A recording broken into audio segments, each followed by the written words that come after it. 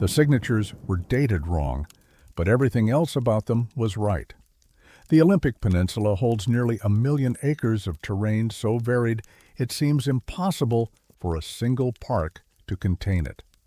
Glacier-capped mountains give way to moss-draped rainforests where annual rainfall exceeds 12 feet. The Hoh, Quinault, and Queets valleys push into the interior like fingers probing something ancient and unknowable. In 1988, Congress designated 95% of the park as wilderness, and the designation was appropriate. There are no roads through the heart of the Olympics.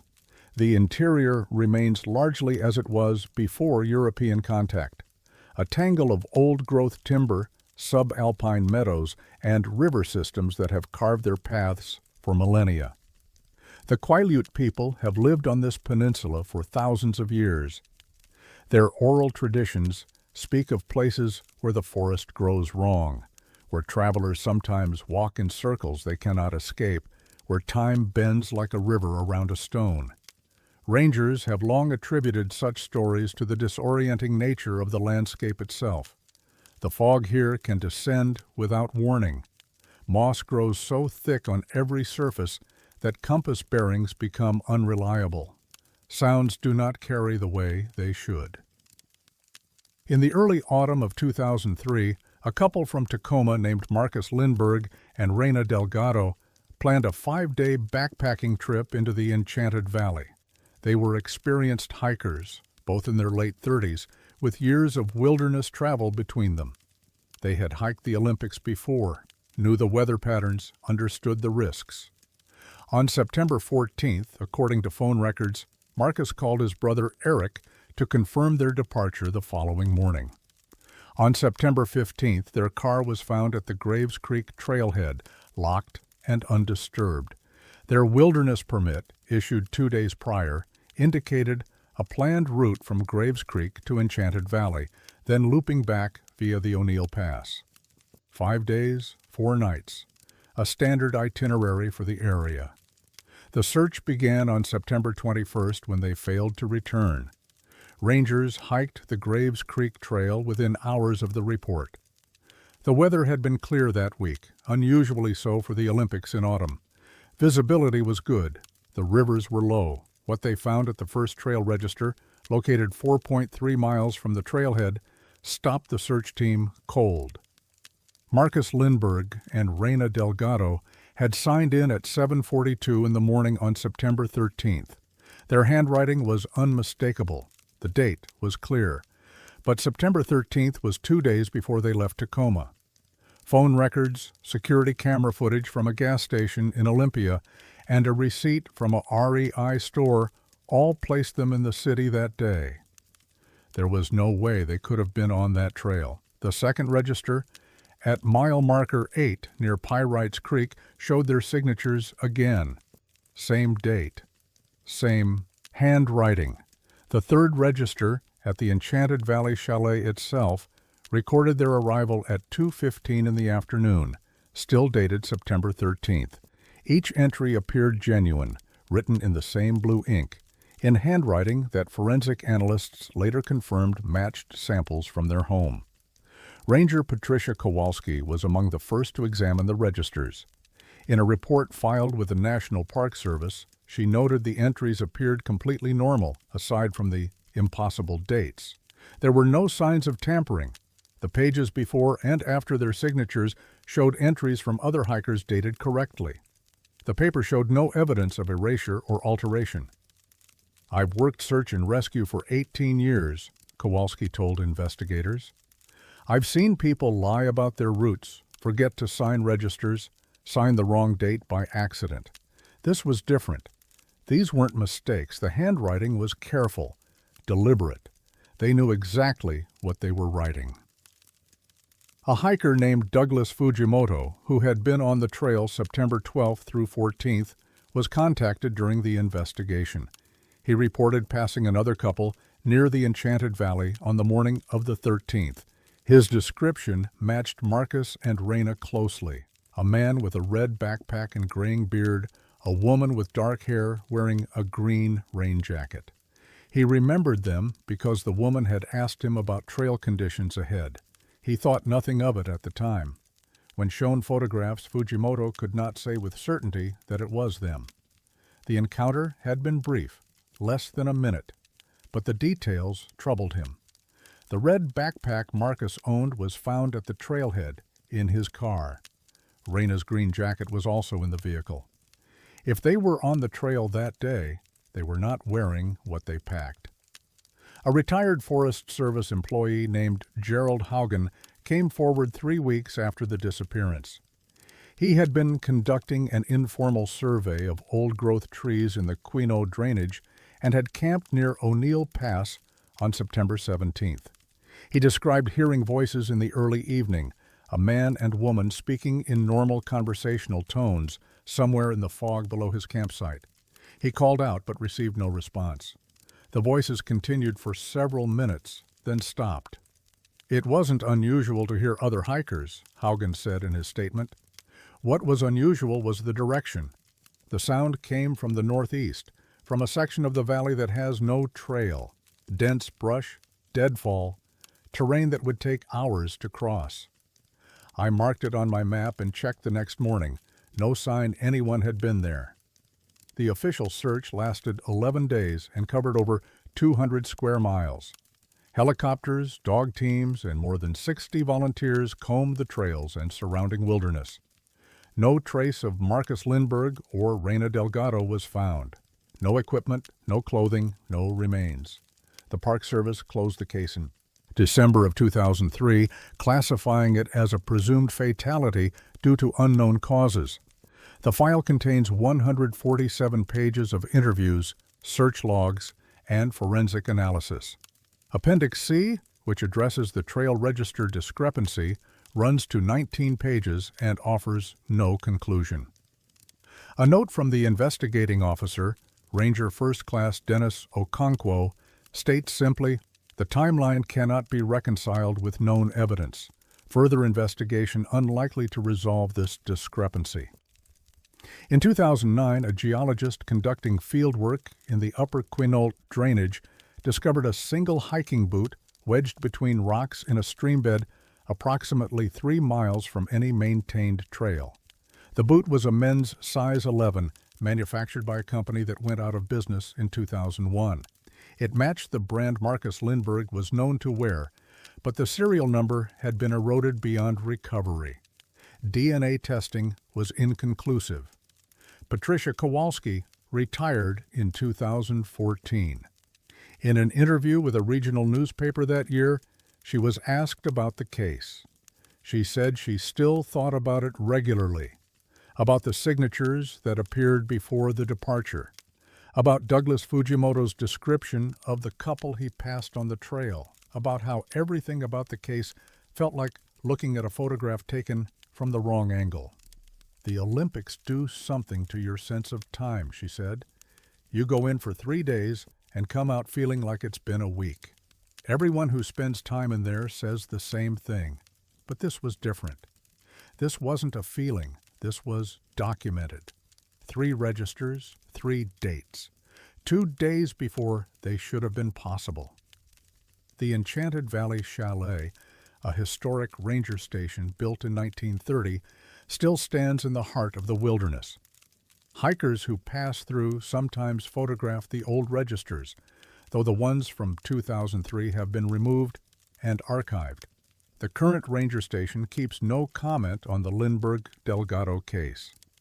Questions about the matter are referred to the park's Public Affairs Office, which does not return inquiries. Marcus Lindbergh's brother Eric visits the Graves Creek trailhead once a year in mid-September.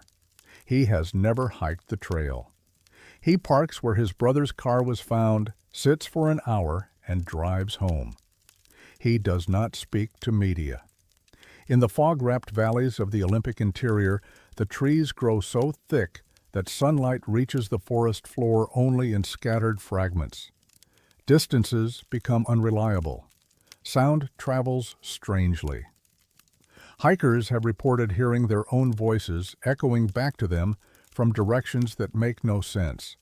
The trail registers from September 2003 remain in storage at the park's administrative offices in Port Angeles. They are available for viewing by appointment only. The signatures of Marcus Lindbergh and Reina Delgado appear on pages 47, 63, and 81 respectively. Handwriting is neat. The ink is blue. The dates are clear. September 13th, 2003, 2 days before they ever left home.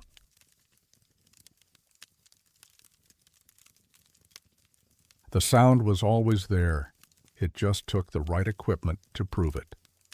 The Frank Church River of No Return Wilderness covers 2.4 million acres of central Idaho, making it the largest contiguous wilderness area in the lower 48 states.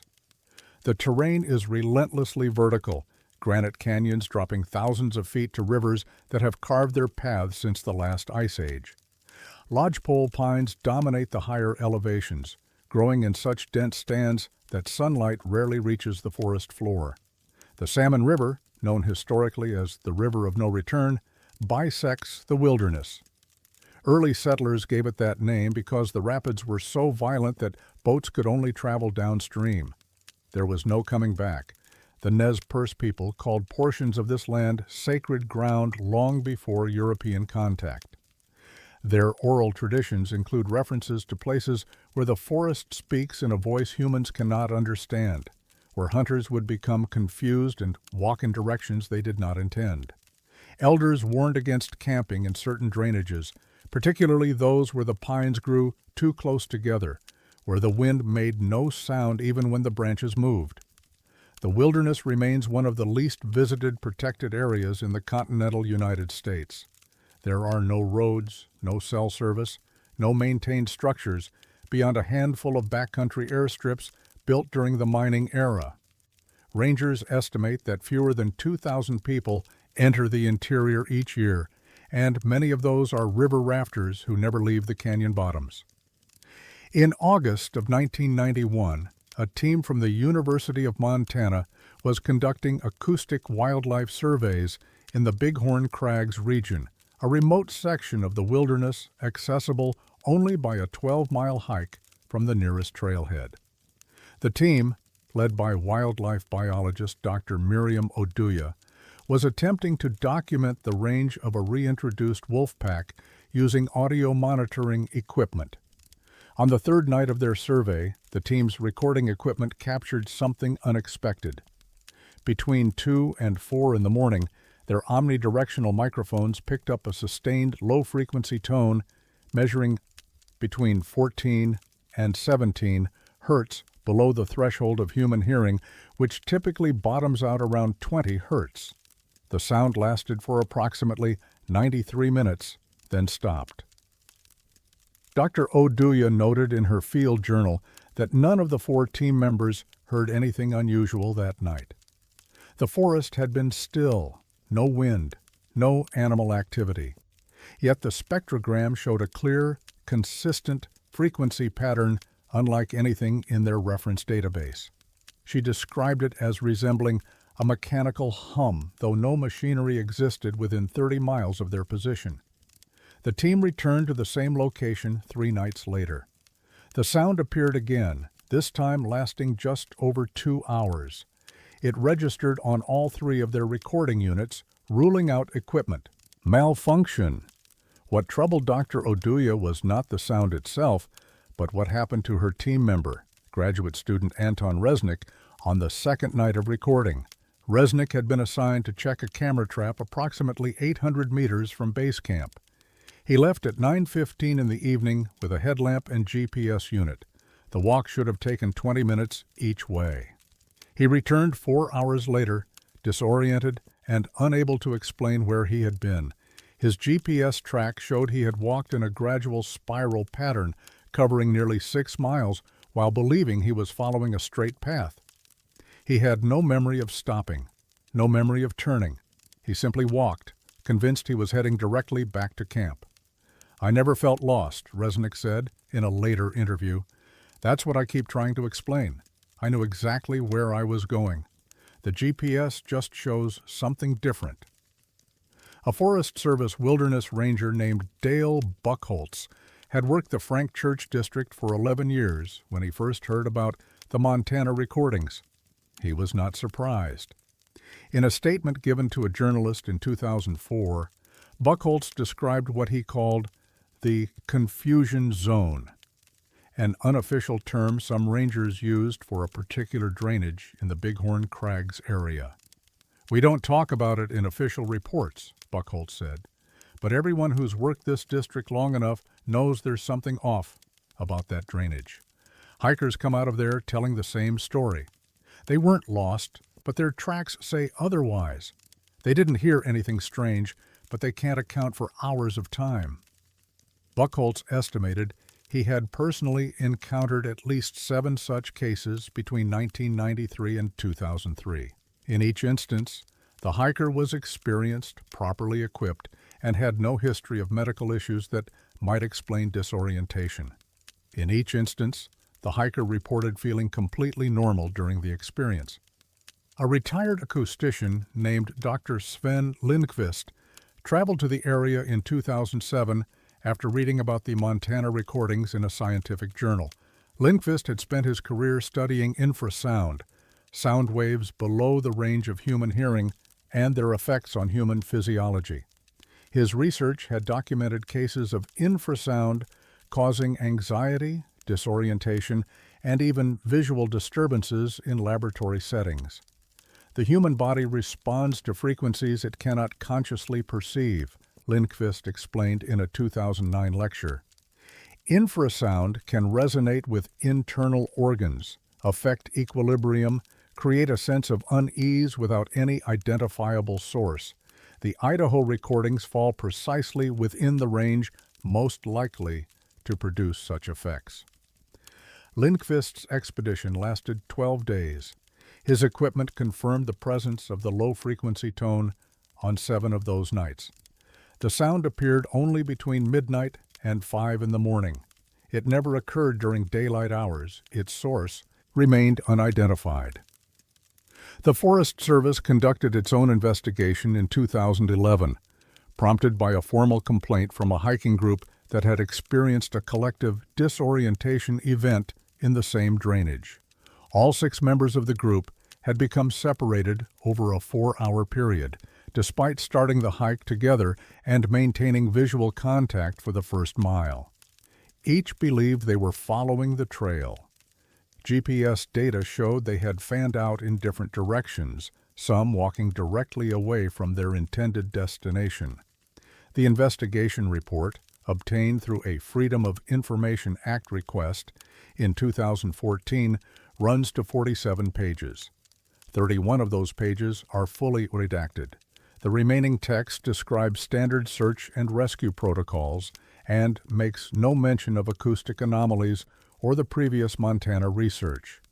A footnote on page 12 references supplemental geological survey data that was not included in the released documents. Requests for the geological survey have been denied 3 times, most recently in 2019. The denial letters cite ongoing research interests, but do not specify what agency is conducting the research or when it might conclude. Dr. Oduya attempted to return to the Bighorn Crags in 2015 for a follow-up study. Her permit application was denied without explanation. When she appealed, she was told the area had been temporarily closed for resource management purposes.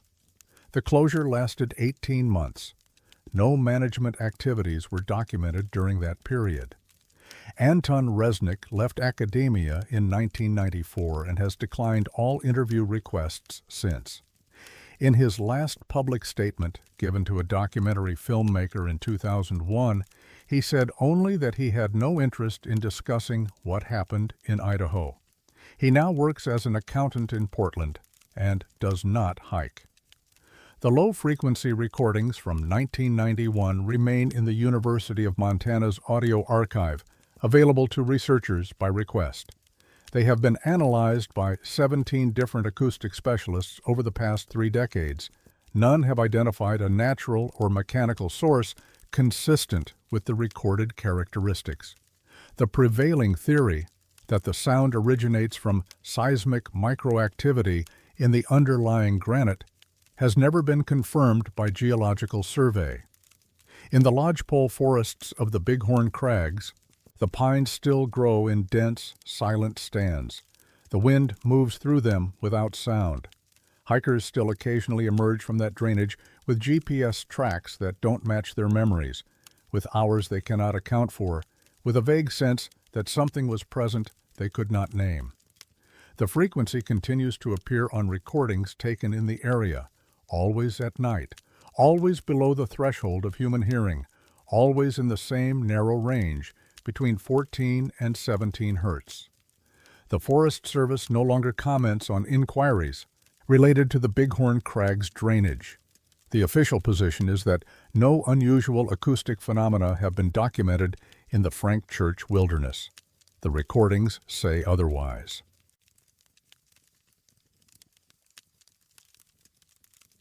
She always asked the same question, and she was always walking the wrong direction. The Mogollon Rim stretches nearly 200 miles across central Arizona, a dramatic limestone escarpment that marks the southwestern edge of the Colorado Plateau. The drop is sudden and severe. In some places, the cliffs fall 2,000 feet to the desert floor below. Ponderosa pines cover the rim's upper elevations, giving way to juniper and scrub oak as the land descends. The Apache Sitgreaves National Forest encompasses much of this terrain, over 2 million acres of wilderness where summer temperatures can swing 40 degrees between dawn and dusk. Water is scarce except in scattered lakes and seasonal streams. The nearest towns, Payson, Show Low, Heber, are small, utilitarian, and accustomed to the forest's demands. The rim has long held significance for the Apache and Yavapai peoples, whose ancestors traveled these corridors for centuries before European contact. Their oral traditions speak of certain places along the escarpment where the boundary between worlds grows thin, where travelers might encounter those who have already passed beyond. Spanish missionaries in the 17th century recorded similar warnings from indigenous guides, though they attributed such beliefs to superstition. The warnings persisted regardless. Modern history has added its own layers. The Rim Country was the setting for the Pleasant Valley War of the 1880s, one of the bloodiest range conflicts in American history. Bodies were left in the forest for weeks before burial. Some were never found at all. In the decades since, the area has accumulated a steady record of disappearances. Hikers who walked into the pines and never returned, hunters who vanished during elk season, campers whose tents were found intact but empty. Search and rescue teams know the rim as unforgiving terrain. The forest is dense, the canyons deep, and the cellular coverage non-existent across most of the backcountry. A person can be 50 yards from a trail and completely invisible. On September 14, 1996, a day hiker named Raymond Kolstad was descending the Colonel Devon Trail near the edge of the rim when he encountered a woman walking uphill toward him. The trail at that point was narrow, flanked by heavy brush, and Kolstad stepped aside to let her pass. He estimated her age at late 20s to early 30s. She wore a light blue windbreaker, hiking boots, and carried no pack or water bottle. Her hair was dark, cut short above her shoulders. She stopped and asked him how far it was to Woods Canyon Lake. Kolstad found the question strange. Woods Canyon Lake was 19 miles to the east, and the trail she was on led in the opposite direction, descending into the desert below the rim. He explained this, suggested she might be on the wrong path. The woman thanked him, smiled briefly, and continued walking uphill. Her pace was steady, unhurried. She did not seem distressed. Kolstad thought little of it until he reached the trailhead parking area and noticed only his vehicle remained. The trail register showed no other entries for that day. He mentioned the encounter to a ranger at the Rim Lakes Recreation Area the following morning, primarily out of concern that the woman might be lost.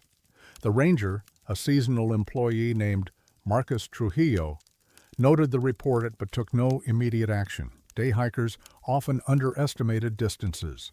Getting turned around was common. The description, however, matched nothing in their current missing persons alerts.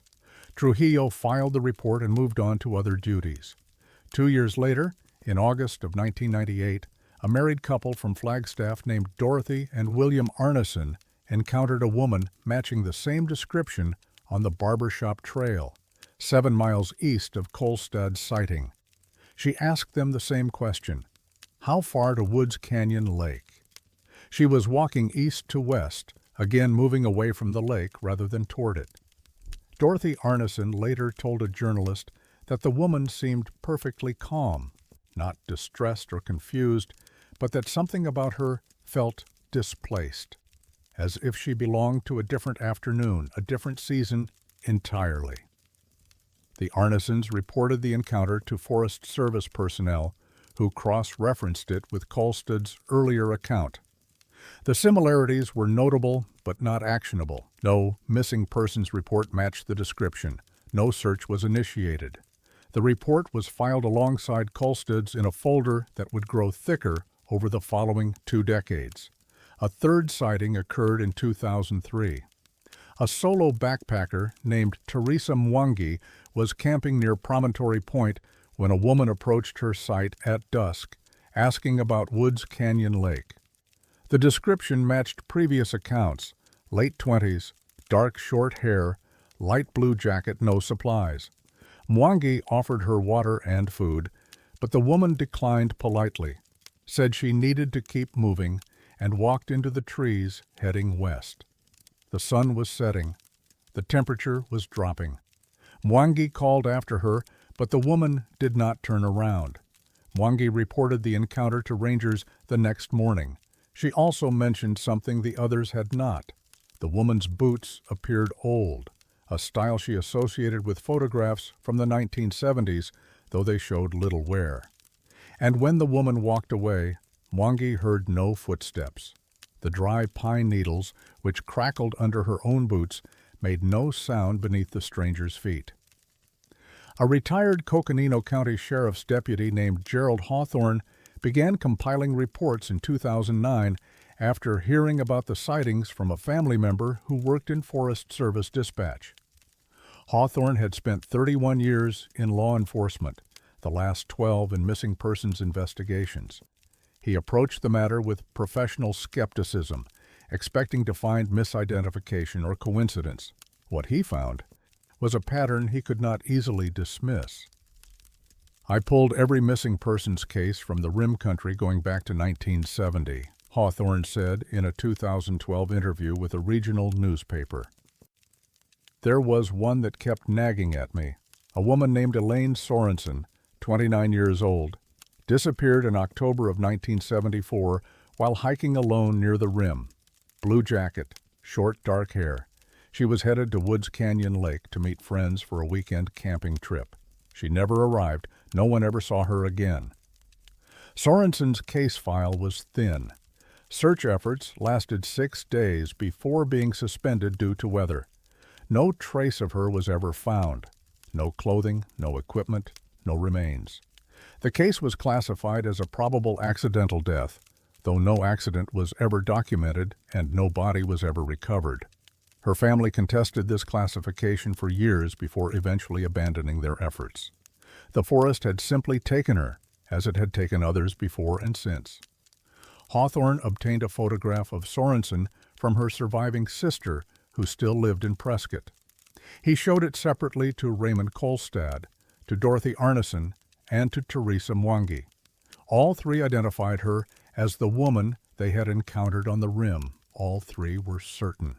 The photograph was taken in 1973.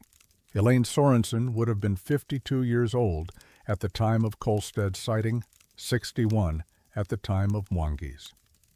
The woman they described appeared to be no older than 30. The Forest Service declined to comment on Hawthorne's findings. A public affairs officer named Linda Vasquez stated only that the agency does not investigate historical missing persons cases unless new physical evidence emerges. No physical evidence had emerged in the Sorensen case since 1974. The agency's position was that the sightings, while interesting, did not constitute grounds for reopening a closed investigation.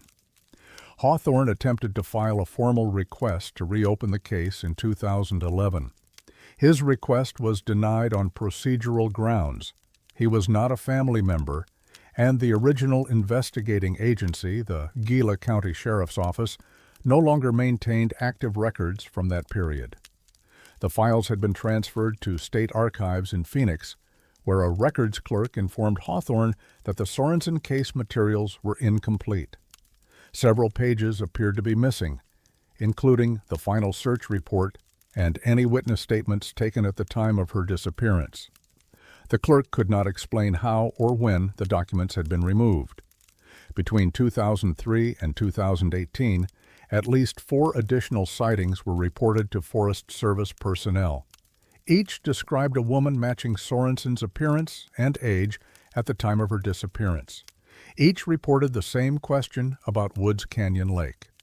Each occurred on different trails along a 30-mile stretch of the rim, always in late summer or early autumn, always in the late afternoon when the light grew long.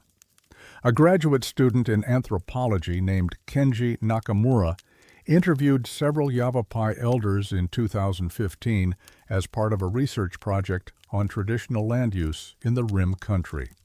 When he mentioned the sightings, one elder, who asked not to be named in any publication, said only that certain people become part of the land when they die there. They do not leave. They continue walking toward wherever they were going, forever arriving and never reaching. The elder did not seem troubled by this. He spoke as if describing weather or the behavior of elk in autumn. The last documented sighting occurred on September 8, 2018. A Forest Service trail crew working near Baker Butte reported a woman matching the description walking alone on an unmaintained path that led nowhere. She did not respond when they called out to her. By the time they reached the spot where she had been standing, no more than 30 seconds later, she was gone. The brush showed no sign of passage. The ground held no tracks. No one has reported seeing her since.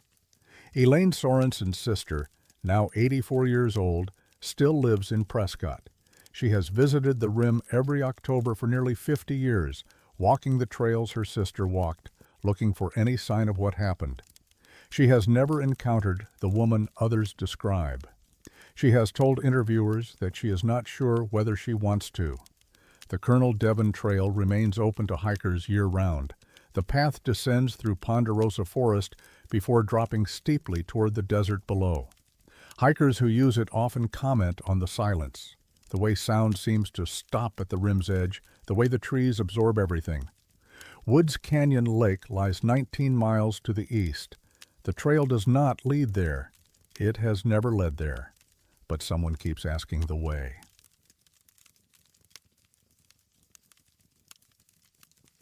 The last mark was made sometime in winter. The cabin had been locked since October.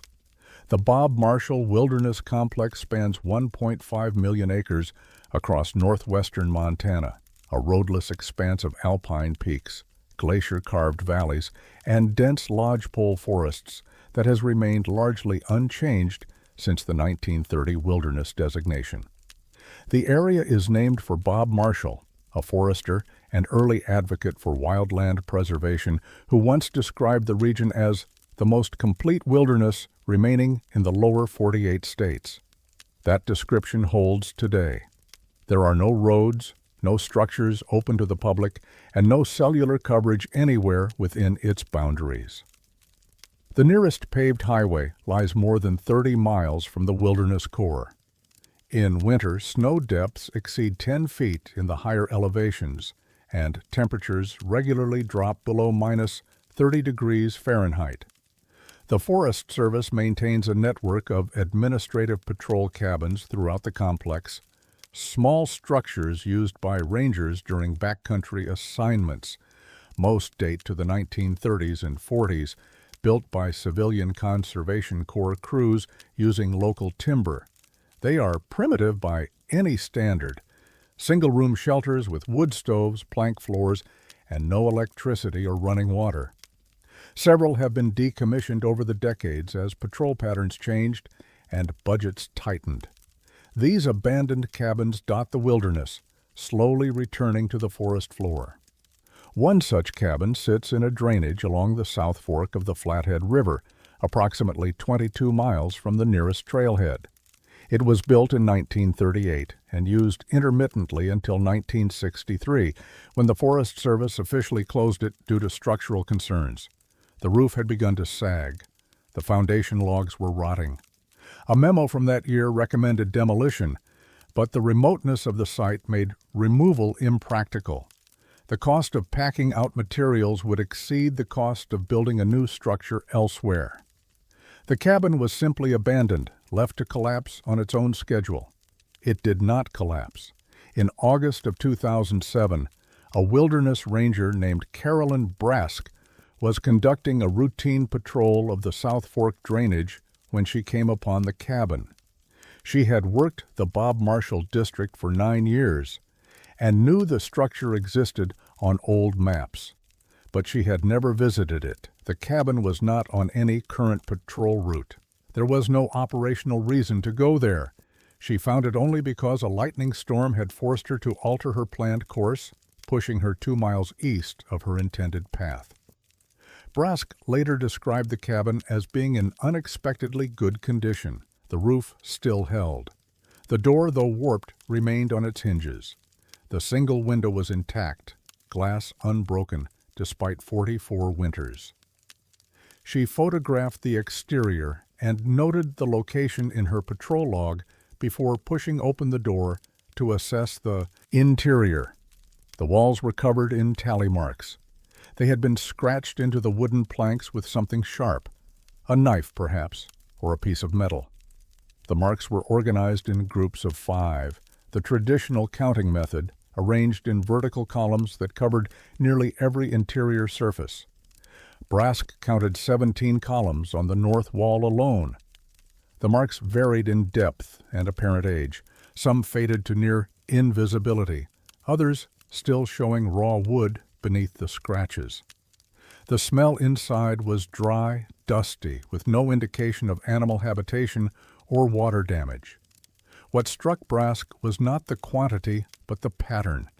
Each column appeared to be counting down rather than up. The highest number she could determine was in the hundreds.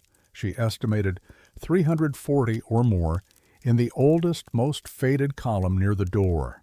The columns progressed around the room in what seemed to be chronological order, each subsequent set starting at a lower number than the last. The final column, on the wall beside the wood stove, contained only 19 marks. Brask photographed the interior extensively and reported her findings to the Flathead National Forest Supervisor's office.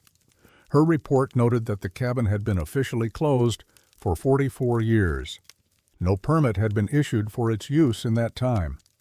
The nearest maintained trail was 6 miles away through terrain that discouraged casual travel. The drainage itself was not named on modern maps, referred to only by its coordinates. A retired ranger named Donald Ostrowski had worked the Bob Marshall district from 1958 to 1971. When contacted by Forest Service investigators in 2008, he confirmed that the cabin had been empty when it was closed in '63. He had personally conducted the final inspection. "There was nothing on those walls," Ostrowski said in a recorded statement. "I remember because the interior was in better shape than the exterior. Clean planks. No graffiti, no carvings, nothing. We figured the building would fall down within 10 years. The forest usually takes these things back pretty quick when you stop maintaining them." Ostrowski could not explain the tally marks. He noted that the cabin's location made unauthorized access unlikely. The drainage was not on any established route. There was no hunting or fishing that would draw visitors to that particular area. The terrain was difficult even by wilderness standards. Steep, heavily timbered, with multiple creek crossings that became impassable during spring runoff and remained treacherous through early summer. A wildlife biologist named Ingrid Halverson examined the marks in 2009 as part of a broader survey of historical structures in the wilderness complex. Her assessment focused on the physical characteristics of the scratches themselves. The marks showed different degrees of weathering, Halverson noted in her report. Some appear decades old, with the wood grain raised around them from moisture exposure over many years. Others look recent, within the last few years, possibly months. The variation suggests they weren't made all at once. Someone returned to this cabin multiple times over a very long period. Halverson also observed that the counting pattern was consistent throughout. Each column began at a specific number and counted down toward 0. None of the columns she examined reached 0. The lowest count she found was the 19 marks Brask had photographed near the stove. She noted that the progression from column to column was not uniform.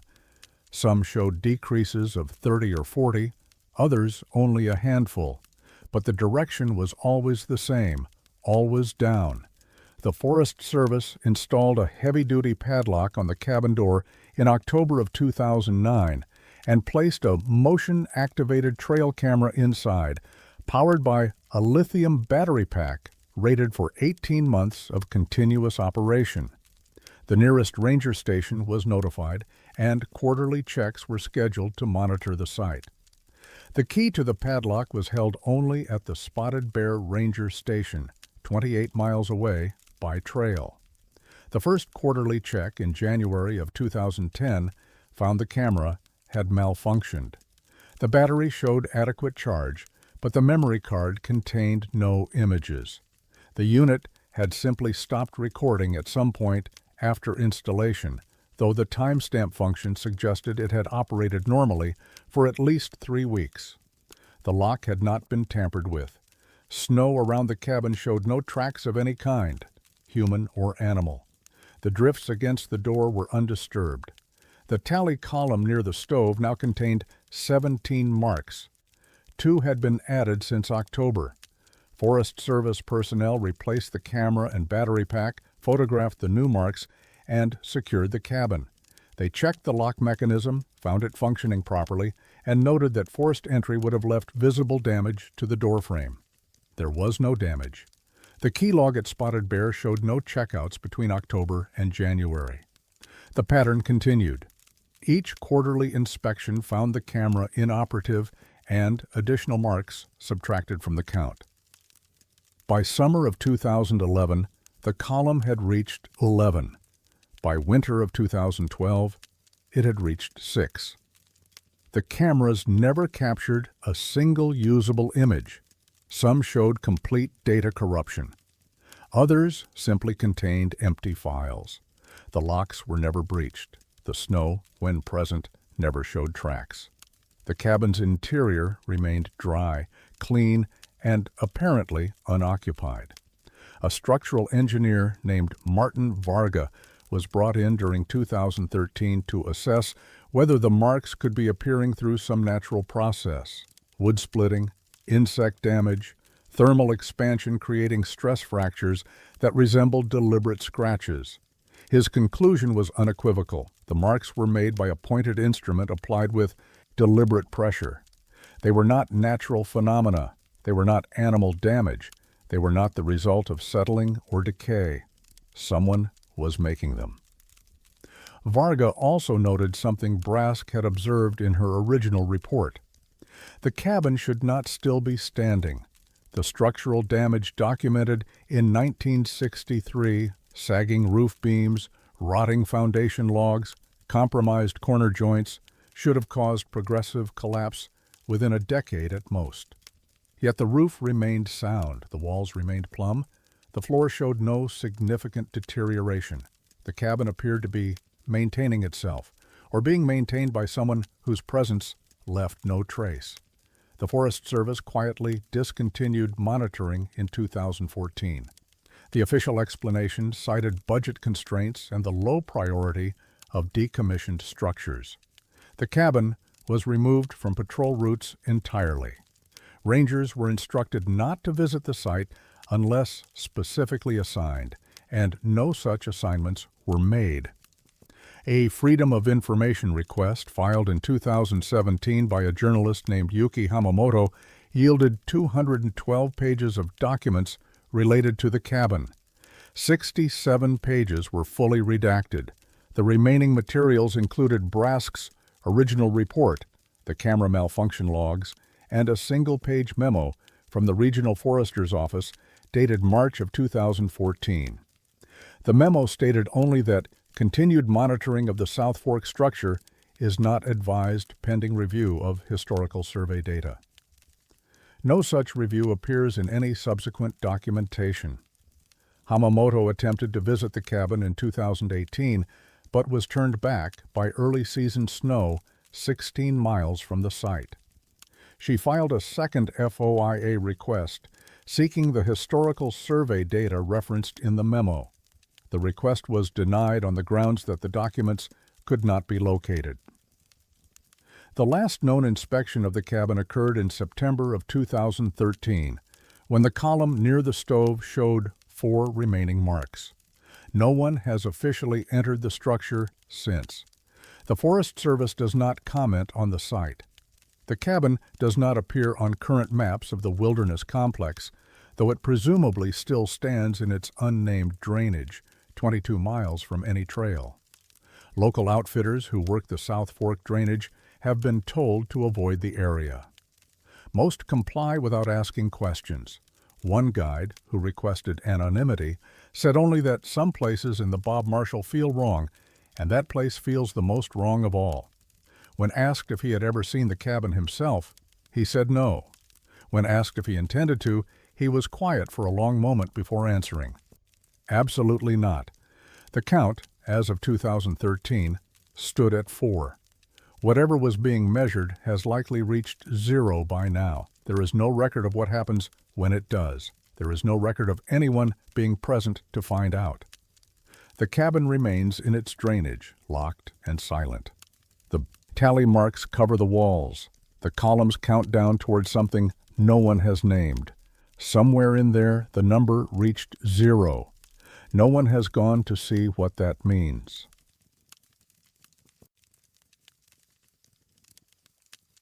The singing always comes from the same direction, and it always stops when you walk toward it. McNary sits at an elevation of 7,400 feet in the White Mountains of eastern Arizona, a small unincorporated community of fewer than 300 permanent residents. The town exists because of timber. The Katy Lumber Company established operations there in 1924, and for 50 years the mill defined the community's rhythm, the morning whistle, the lunch break, the evening shutdown. Workers and their families filled company housing along dirt roads that wound through ponderosa pine and mixed conifer forest. At its peak in the 1950s, McNary had a population of nearly 2,000, most of them employed directly or indirectly by the mill. The mill closed in 1979. The population collapsed within a decade. The company housing was abandoned, then demolished, then absorbed back into the forest. What remains today is a fraction of what existed: a gas station, a small market, scattered homes occupied mostly by members of the White Mountain Apache tribe, whose reservation surrounds the town on 3 sides. The town feels less like a place people live than a place people pass through on their way to somewhere else. The forest has reclaimed most of McNary's history. Foundations disappear under decades of pine needle accumulation. Roads that once connected worker housing to the mill have become game trails, barely visible even to those who know where to look. The ridge to the northwest, locally called Mill Ridge, was once the site of a small schoolhouse that served the children of lumber workers from 1931 until 1962, when consolidation moved students to a larger facility in nearby Pine Top. The schoolhouse was dismantled in 1965. Nothing remains except a concrete pad, cracked and overgrown, that most visitors mistake for a natural rock formation. The first documented report of the singing came in October of 1978. A Forest Service employee named Harold Benitez was conducting a boundary survey along the northwest edge of McNary when he heard what he described as children's voices carrying through the trees.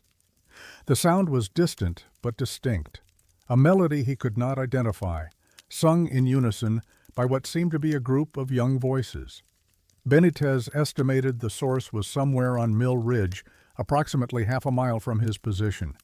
He noted the time as 5:47 in the evening. The sun was setting behind the ridge.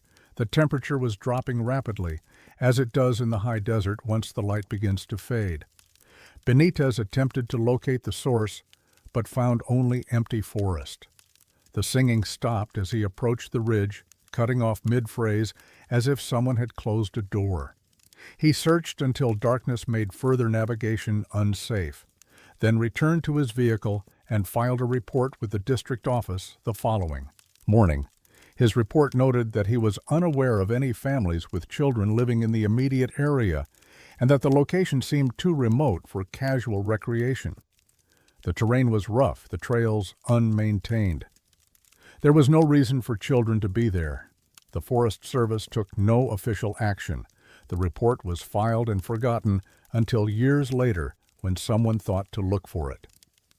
3 years later, in August of 1981, a family from Phoenix camping at a dispersed site near McNary reported a similar experience. The father, a high school teacher named Eugene Salazar, described hearing children singing somewhere in the forest to the northwest as the family prepared dinner. His wife and 2 teenage sons heard it as well. The singing lasted approximately 10 minutes before fading.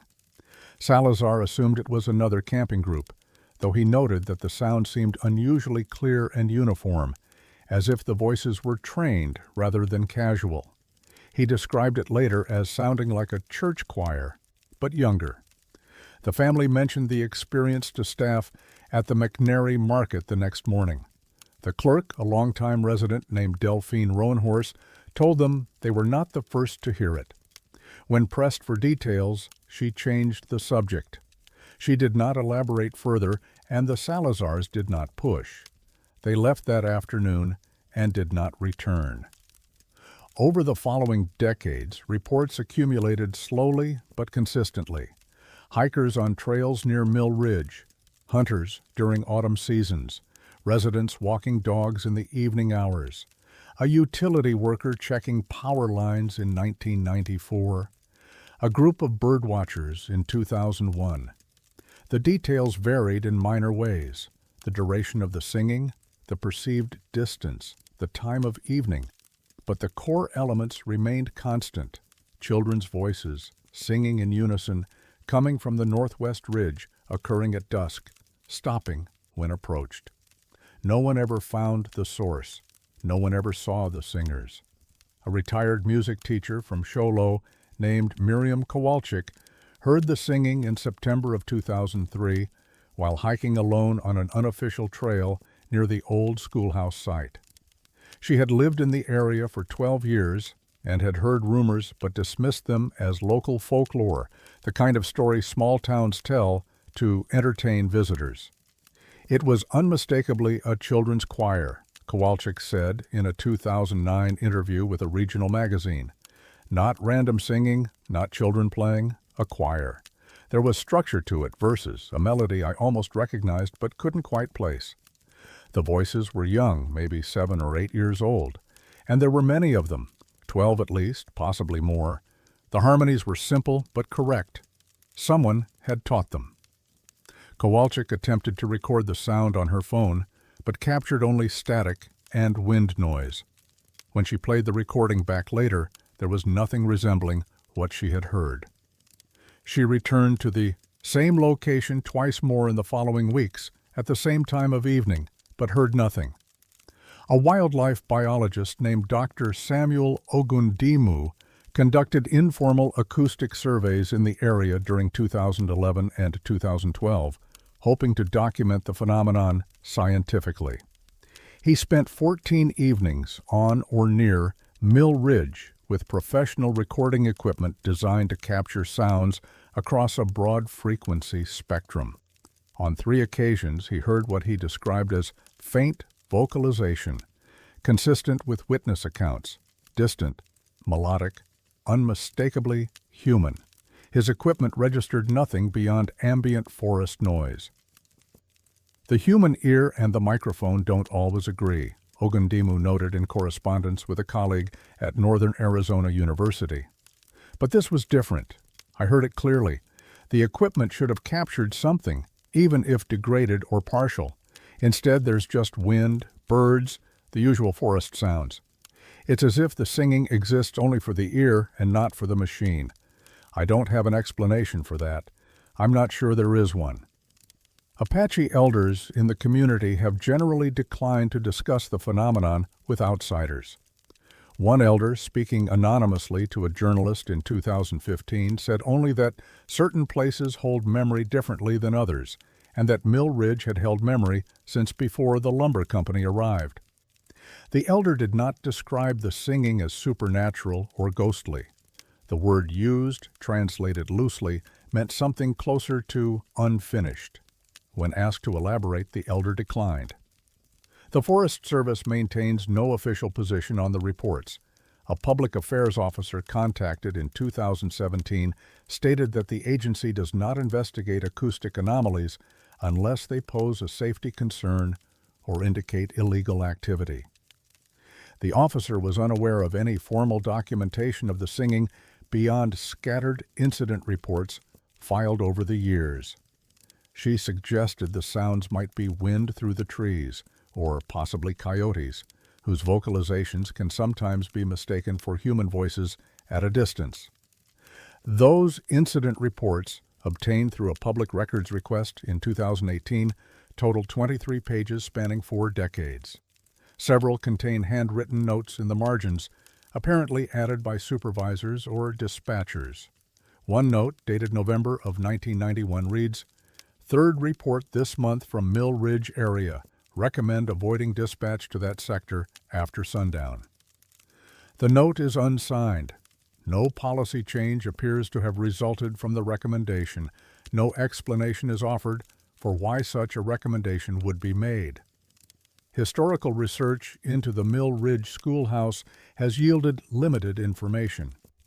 Coconino County records show the school operated from 1931 to 1962, serving children of lumber workers in grades 1 through 6. Enrollment fluctuated with the mill's workforce, but averaged between 30 and 40 students during operating months. A fire in the county records building in 1984 destroyed most documentation from that era, including attendance records, staff rosters, disciplinary files, and any incident reports that may have existed. One surviving document, a 1957 inspection report from the Arizona Department of Education, notes that the school maintained an active music program despite its small size and limited resources. The report specifically mentions a children's choir that performed at community events and on one occasion at a regional competition in Flagstaff. The choir placed third. The report describes them as enthusiastic and well-rehearsed. The choir director's name is listed as Mrs. Eleanor Whitfield. No further records of Mrs. Whitfield have been located in any archive. Census data from that period shows no one by that name residing in McNary or the surrounding communities. She appears to exist only in that single document. A photograph purportedly showing the Mill Ridge School Choir was discovered in 2014 among personal effects donated to a historical society in Pinetop. The photograph is undated but appears to be from the mid-1950s based on clothing styles and image quality. It shows approximately 15 children arranged in 2 rows standing in front of a wooden building that matches descriptions of the schoolhouse. Their mouths are open, captured mid-song. No names are written on the back. No one has been able to identify any of the children. No one has come forward to claim the photograph or explain how it ended up in the donation. The schoolhouse site today is accessible only by a poorly marked trail that branches off Forest Road 105, approximately 3 miles northwest of McNairy. The concrete foundation is visible if you know where to look, a flat gray rectangle amid the underbrush.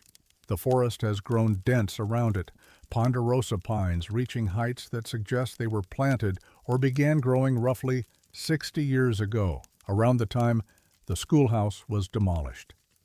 Visitors to the site report an unusual acoustic quality. Sound does not carry normally there. Conversations seem muffled. Footsteps are absorbed by the forest floor.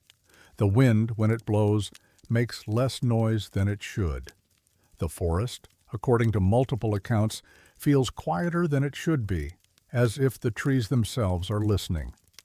The singing, when it occurs, comes from somewhere deeper in the woods, always to the northwest, always at dusk. Those who have heard it describe it as beautiful and deeply unsettling in equal measure. The melody is familiar but unplaceable, like a song learned in early childhood and long forgotten. No one has ever identified the song. No one has ever found the singers. The town of McNairy continues its quiet existence at the edge of the reservation, its population steady at just under 300. The mill has been gone for nearly 50 years. The schoolhouse has been gone for 60. The children who attended it, if any survive, would be in their 70s or 80s now. Most of the company housing families scattered across the country when the mill closed, their forwarding addresses lost to time and indifference. But on certain evenings in autumn, when the sun drops behind the White Mountains and the air grows still, the singing begins again. Children's voices, young and clear, rising from Mill Ridge in a melody that no one can name. It lasts for a few minutes, sometimes longer. Then it stops, as it always does, when someone walks toward the sound. The forest grows quiet after that. The pines stand in the fading light, and somewhere in the woods northwest of McNairy, a choir finishes a song that no one alive remembers teaching them. No one knows what they are singing. No one knows who they are singing for. The forest, it seems, has no intention of telling.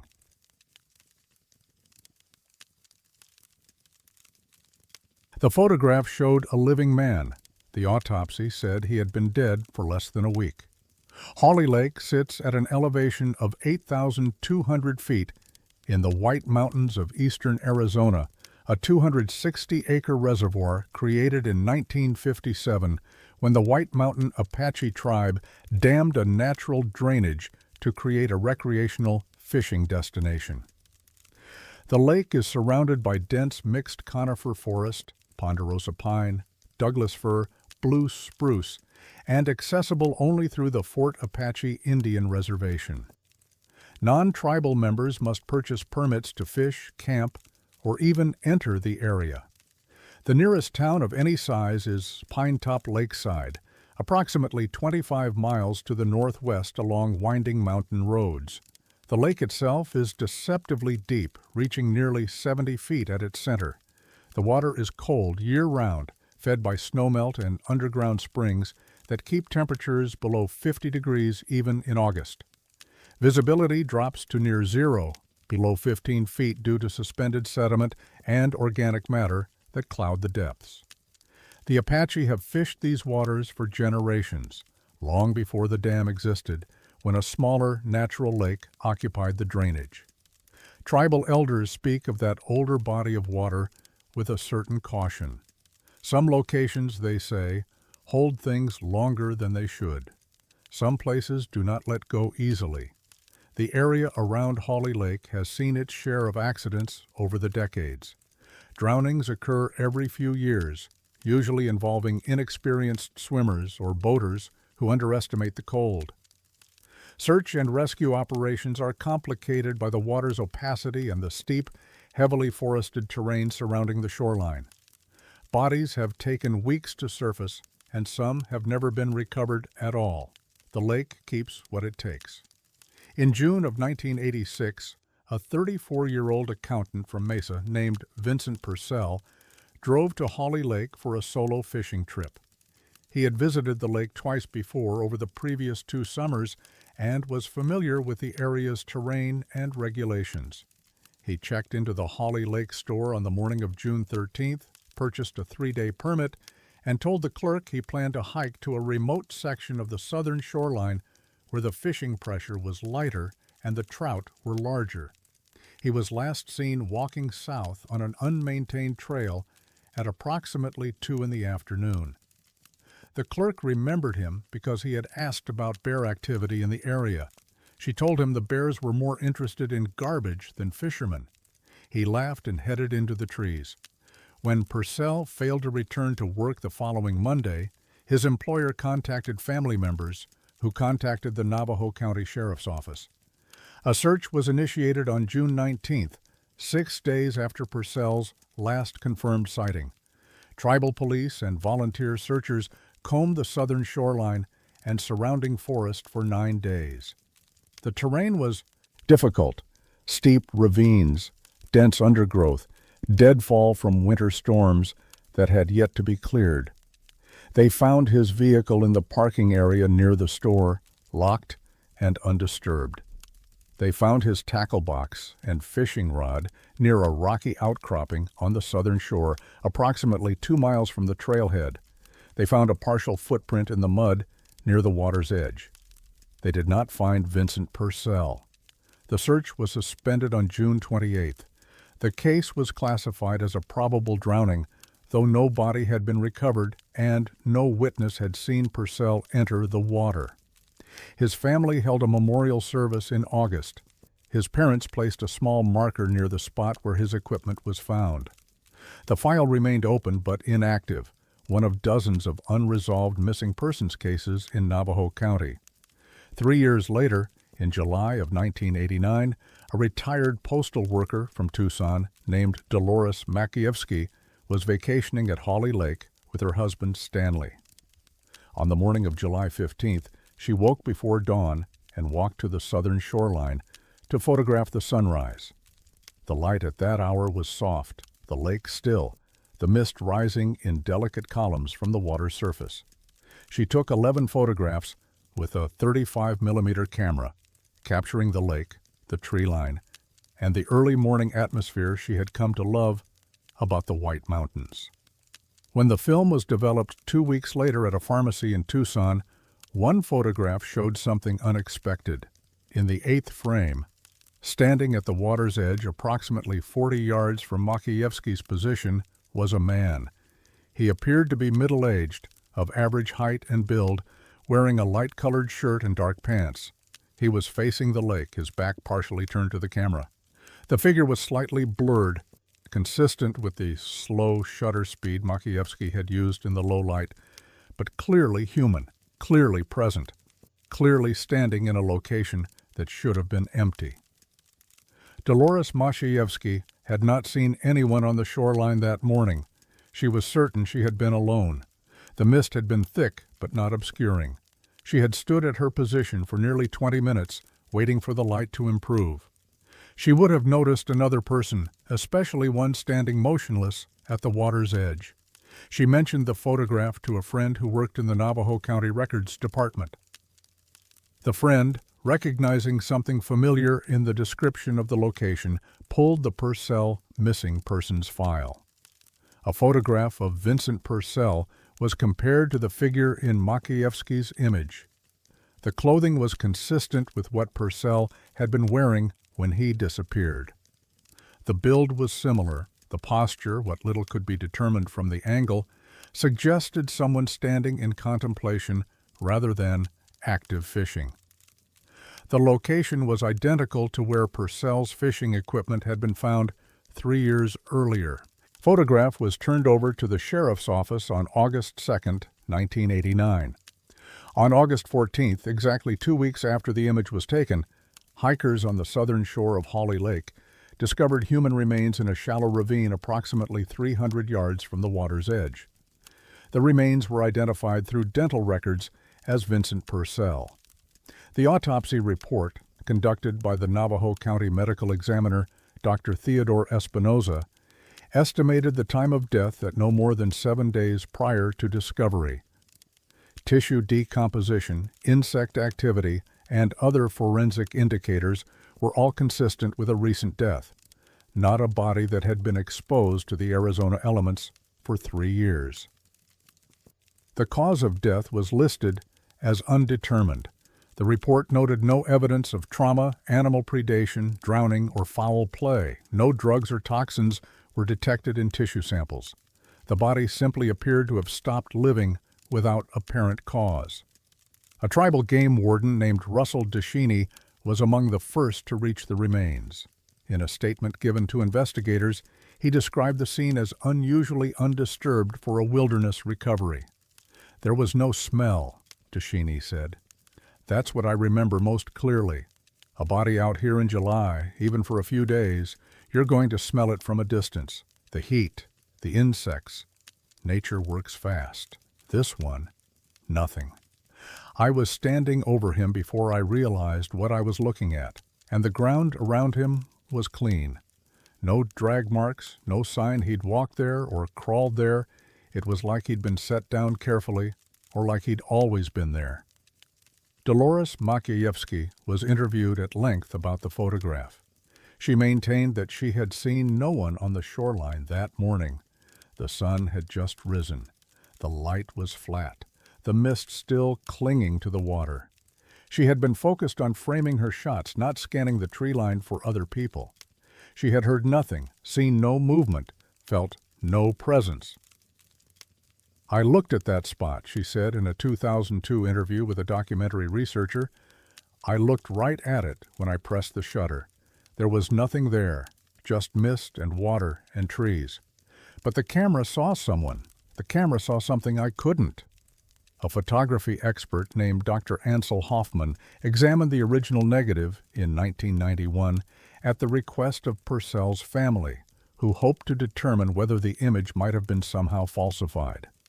His analysis found no evidence of double exposure, tampering, chemical manipulation, or optical anomaly.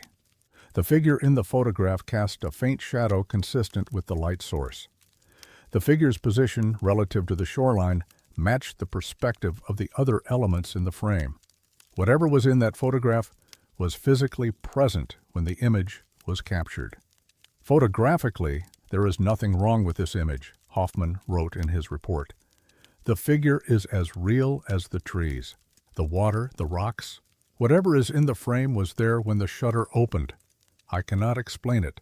I can only report what the evidence shows." The sheriff's office struggled to reconcile the timeline. The photograph was taken on July 15th. The body was found on August 14th. The autopsy suggested death occurred sometime after August 7th. But Vincent Purcell had been missing since June of 1986, more than 3 years before the photograph was taken, and more than 3 years before the estimated time of death. Investigators considered several theories. Perhaps the figure in the photograph was someone else, a coincidental resemblance mistaken for significance. But the clothing matched what Purcell was wearing when he disappeared, down to the light blue fishing shirt his wife had given him for his birthday. Perhaps the autopsy was wrong, the time of death miscalculated due to unusual preservation conditions in the ravine. But 3 separate forensic indicators pointed to the same conclusion. Perhaps the photograph had been manipulated by parties unknown for reasons unclear. But multiple experts found no evidence of alteration, and Dolores Makievsky had no connection to Purcell or his family. The case file, updated in 1990, contains a handwritten note from the lead investigator, Detective Margaret Solano. "Timeline cannot be reconciled with physical evidence. All conventional explanations exhausted. Recommend classification as anomalous and closure pending new information." The file was closed in December of 1990. No new information has emerged in the decades since. Tribal authorities have never publicly commented on the case.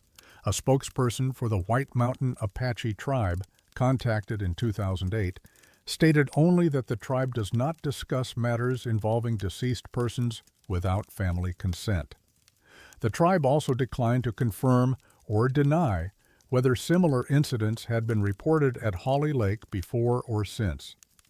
Vincent Purcell's family stopped speaking to media in 1995 after receiving what they described as upsetting correspondence from strangers. Russell Descheny retired from the Tribal Game Warden Service in 2001. In an informal conversation recorded by a researcher in 2012, he mentioned that certain areas around Holly Lake were avoided by tribal members who knew the old stories. He would not specify which areas or what stories. When asked directly about the Purcell case, he was quiet for a long moment before answering. "Some questions have answers that don't help anyone," he said. "Some answers just give you more questions. Better to let the lake keep what it keeps." The photograph remains in the possession of the Navajo County Sheriff's Office, filed with the original case materials in a storage facility in Holbrook. Dolores Makievsky passed away in 2016 at the age of 81. Her camera was donated to a thrift store in Tucson. The negatives from that July morning remain with the case file, sealed in an evidence envelope that has not been opened since 1992. Holly Lake continues to draw fishermen and campers each summer. The southern shoreline, where Purcell's equipment was found and where the photograph was taken, remains accessible by trail. The water is still cold. The forest is still dense. The mornings are still quiet. The mist still rising from the surface in delicate columns as the sun breaks over the eastern ridge. Somewhere in that archive in Holbrook, a photograph sits in a folder alongside dental records and autopsy reports and interview transcripts. A man stands at the edge of a lake, his back to the camera, looking at water he should not have been able to see. The photograph is dated July 15, 1989. Vincent Purcell disappeared on June 13, 1986. The camera recorded what was there. The lake has never explained what that was.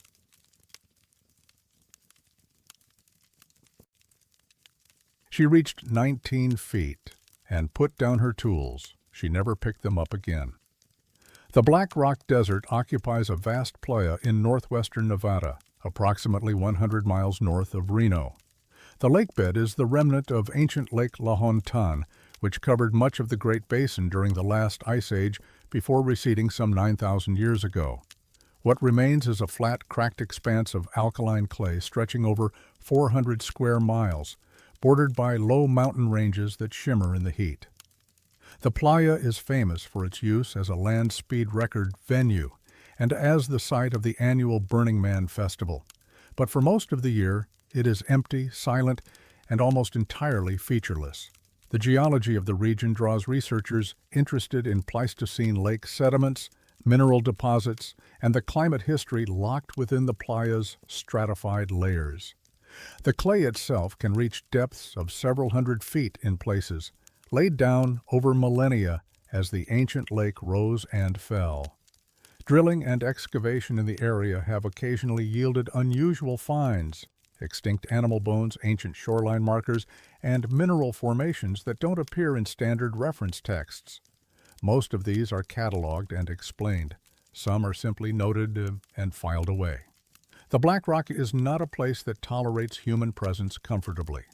Summer temperatures exceed 110 degrees. Water sources are virtually non-existent on the playa itself. The nearest town, Gerlach, has a population of fewer than 200. Cell service is unreliable. Radio communications can be disrupted by atmospheric conditions and the mineral content of the soil. Researchers working in the area are advised to file detailed itineraries and check in at regular intervals. Not everyone does. In March of 2004, Dr. Renata Voronova, a 47-year-old geologist affiliated with the University of Nevada, Reno, began a 3-week mineral survey in a section of the Black Rock approximately 22 miles northeast of Gerlach. Voronova had worked in the region for over 15 years, specializing in evaporite deposits and Pleistocene stratigraphy. She was experienced, methodical, and known among colleagues for her careful documentation practices. Her survey that spring was funded by a modest university grant and focused on identifying subsurface mineral concentrations for a broader climate reconstruction project.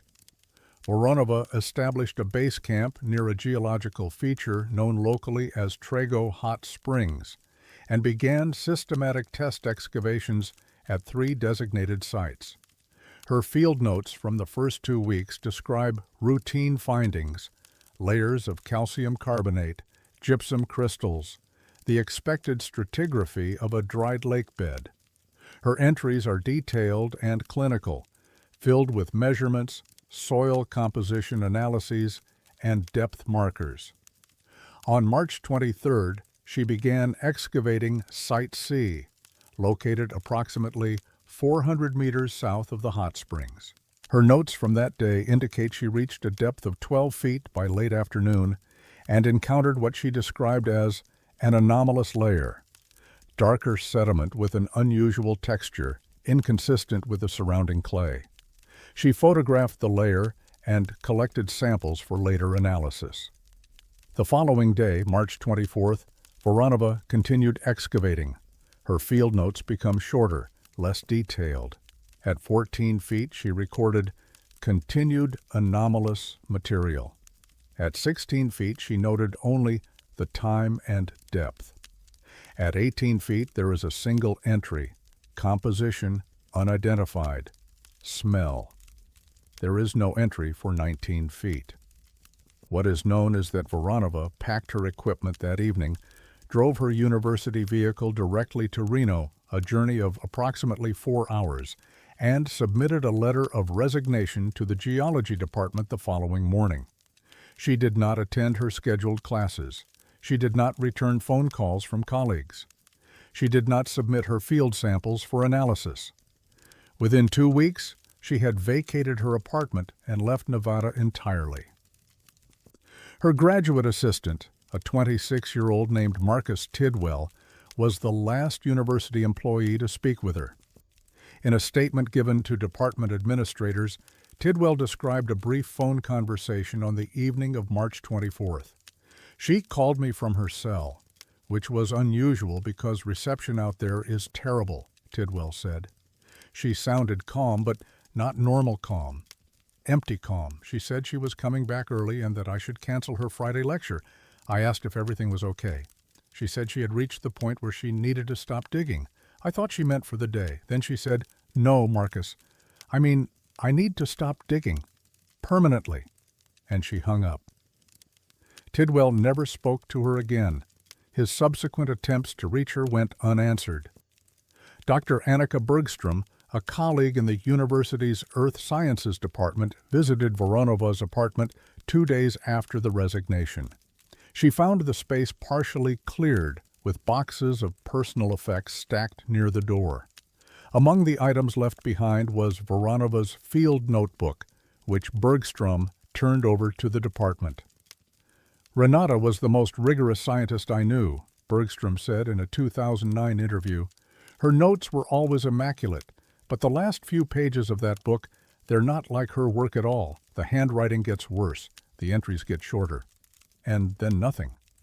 Just blank pages after 19 feet. Whatever she found down there, she didn't want to record it." A maintenance worker for the Bureau of Land Management named Curtis Yellowhawk passed by Voronova's excavation site approximately 1 week after her departure. He was conducting a routine survey of dispersed camping impacts in the area. In his report, he noted that Site C appeared to have been partially refilled, not by weather or natural settling, but deliberately, with the excavated material pushed back into the hole in layers. "It looked like someone had tried to put everything back the way it was," Yellowhawk said later. "Not sloppy either, careful, like they were covering something up but wanted it to look natural. The only reason I noticed was because the surface clay was still darker than the surrounding ground." The university made no attempt to continue Voronova's survey. Her grant was quietly closed. Her field samples, collected before Site C, were cataloged and stored. Her final excavation site was never formally documented or revisited by university personnel. A Freedom of Information request, filed in 2011 by a journalist named Pamela Okonkwo, yielded limited results.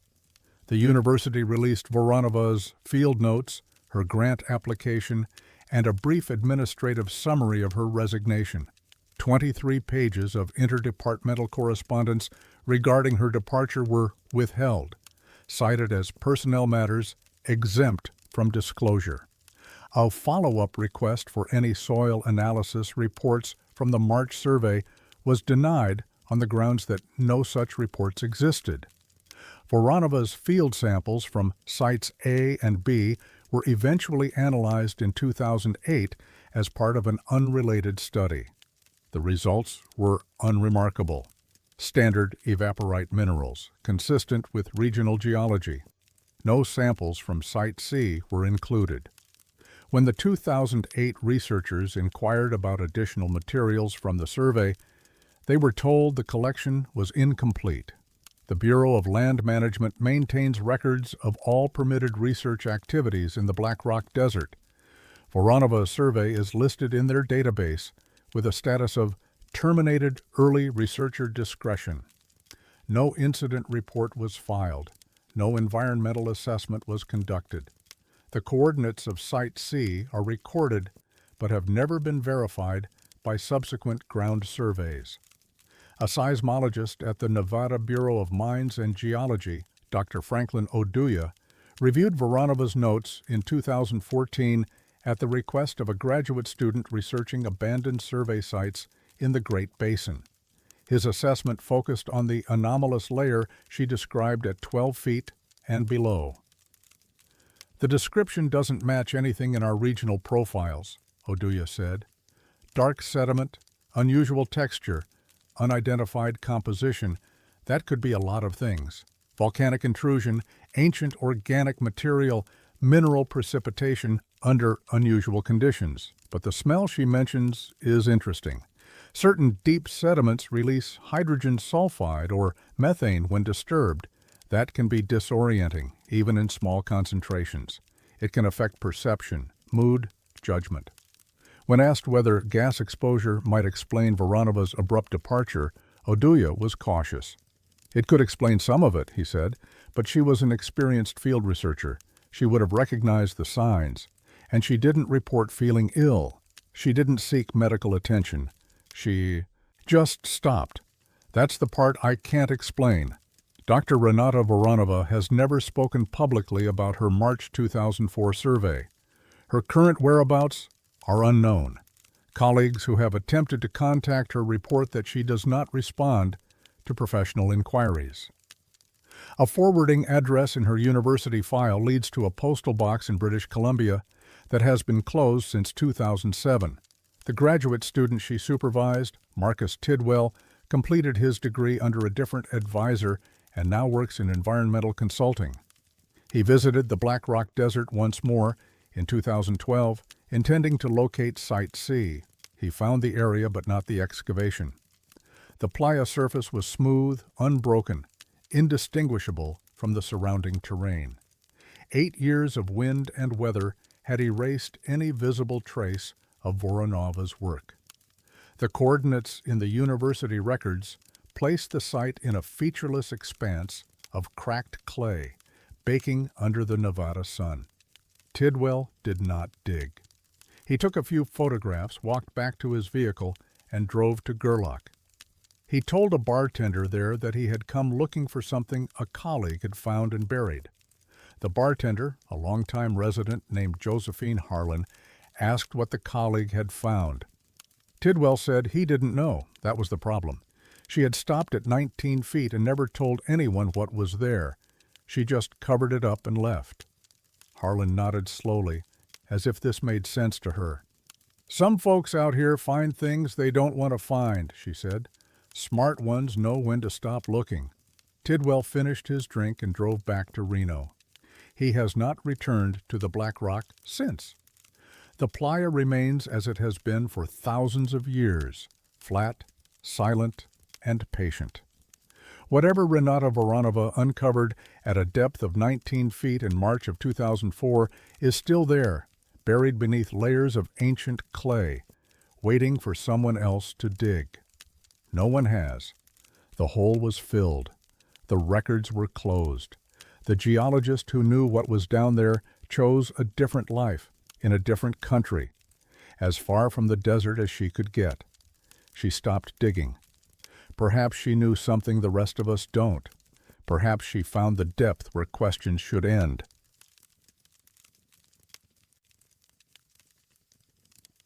The town had a name once. No one can remember what it was.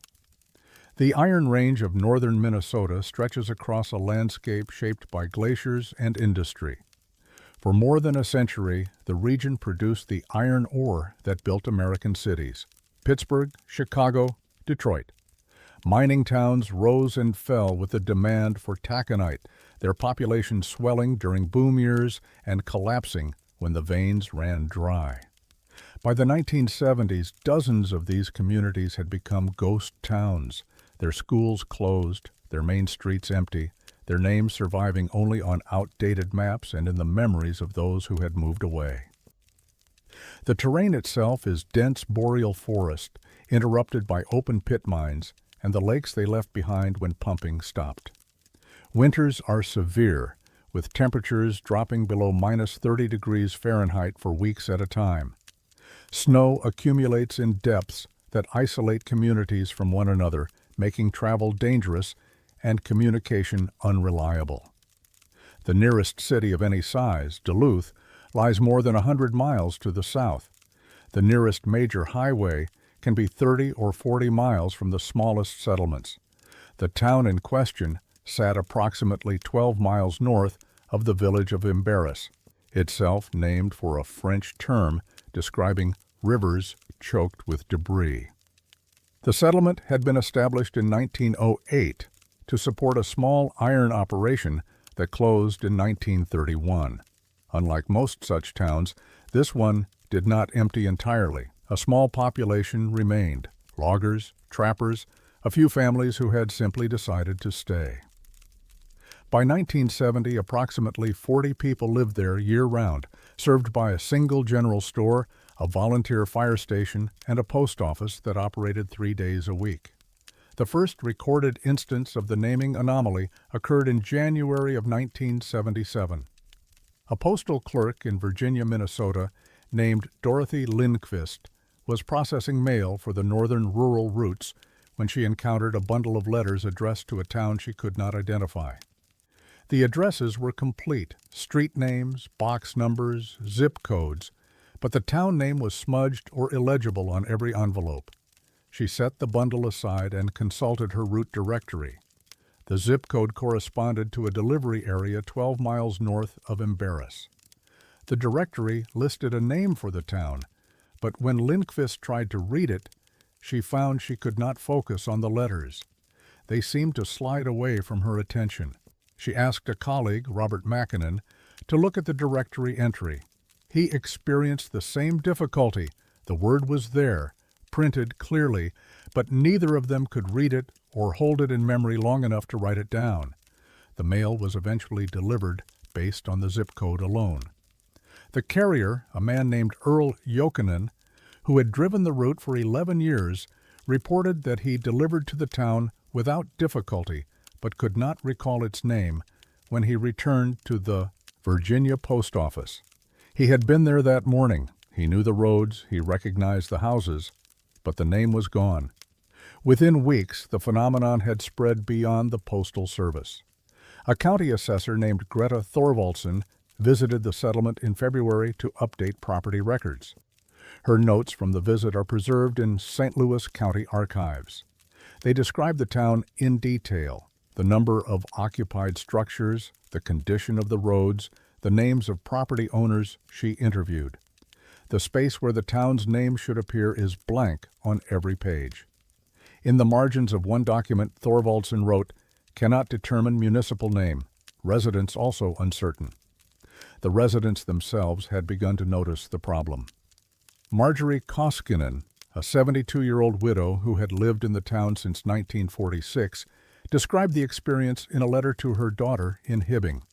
The letter, dated March 3, 1977, reads, in part, "The strangest thing has happened. I went to write you our address, and I could not remember the name of the town. I have lived here 31 years. I named this place in my sleep 1,000 times. Now it is gone. Others here say the same. We know where we are.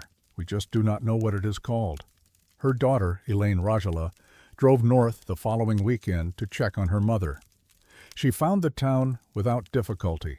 She had grown up there, knew every turn in the road. But when she tried to tell her husband where she was going, the name would not come.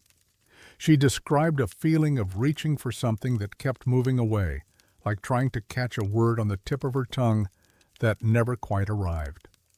A teacher at the regional school in Embarrass, Leonard Bjornstad, had taught children from the town for over a decade. In a 1979 interview with a local historian, he described the period as deeply unsettling. "I had students from there," Bjornstad said. "Good kids.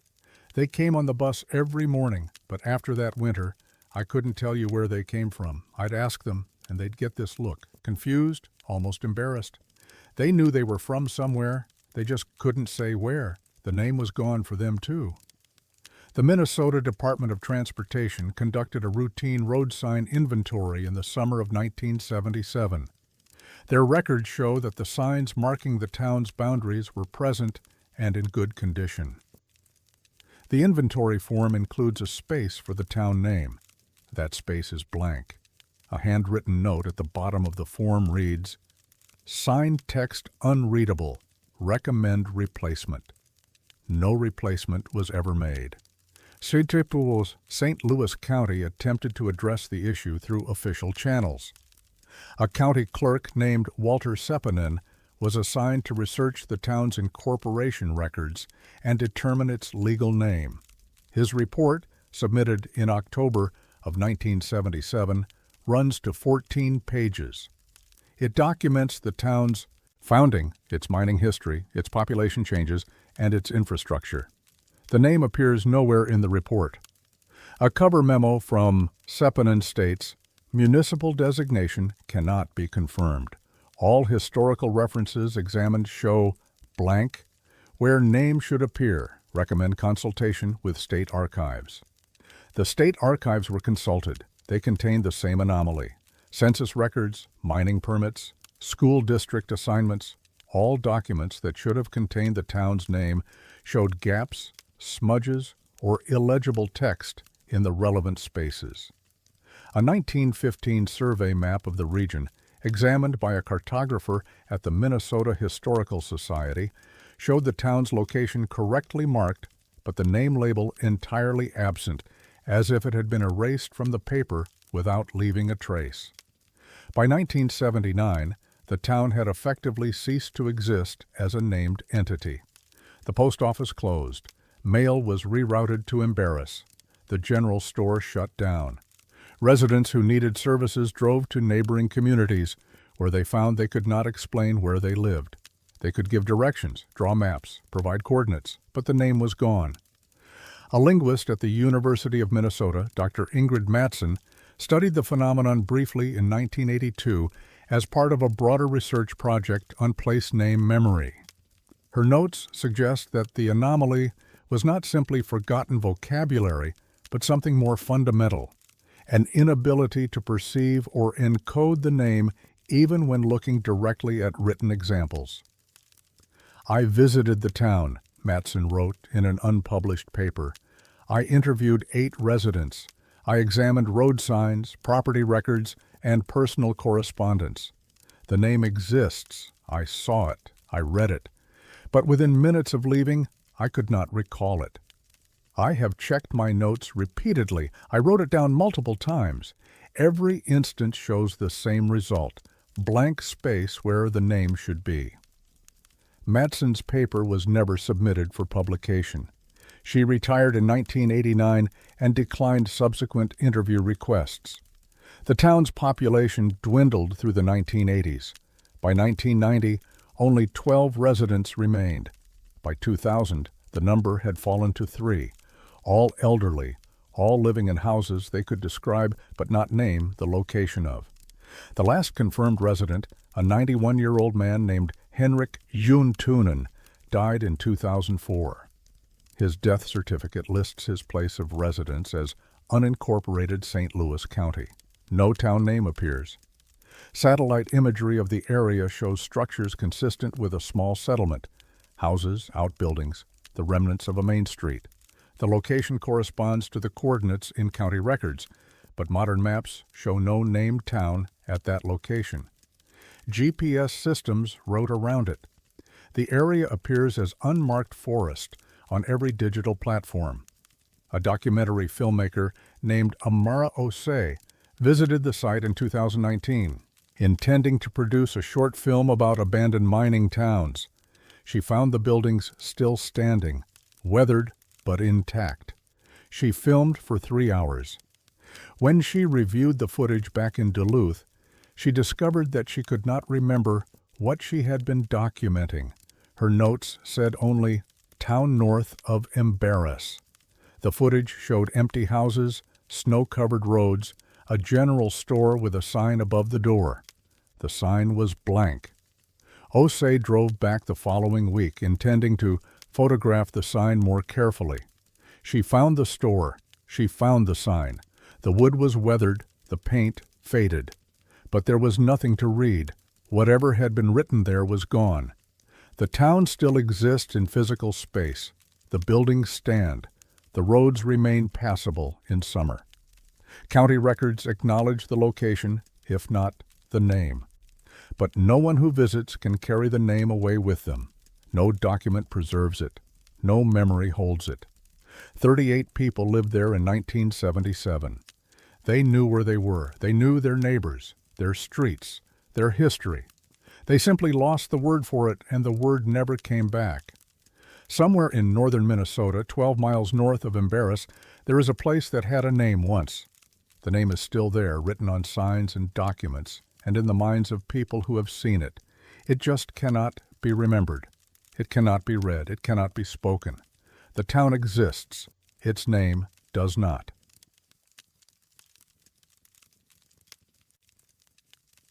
The circle is still there. The grass has never come back. The Bridger-Teton National Forest covers 3.4 million acres of western Wyoming, stretching from the Wind River Range to the Teton Mountains along the Idaho border.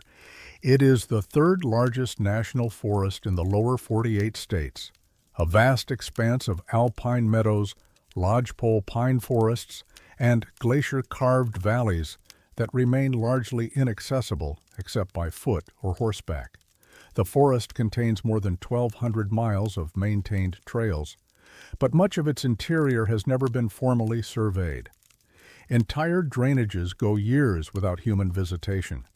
The terrain is steep, the weather unpredictable, and the wildlife, grizzly bears, wolves, mountain lions, commands respect from anyone who ventures into the backcountry.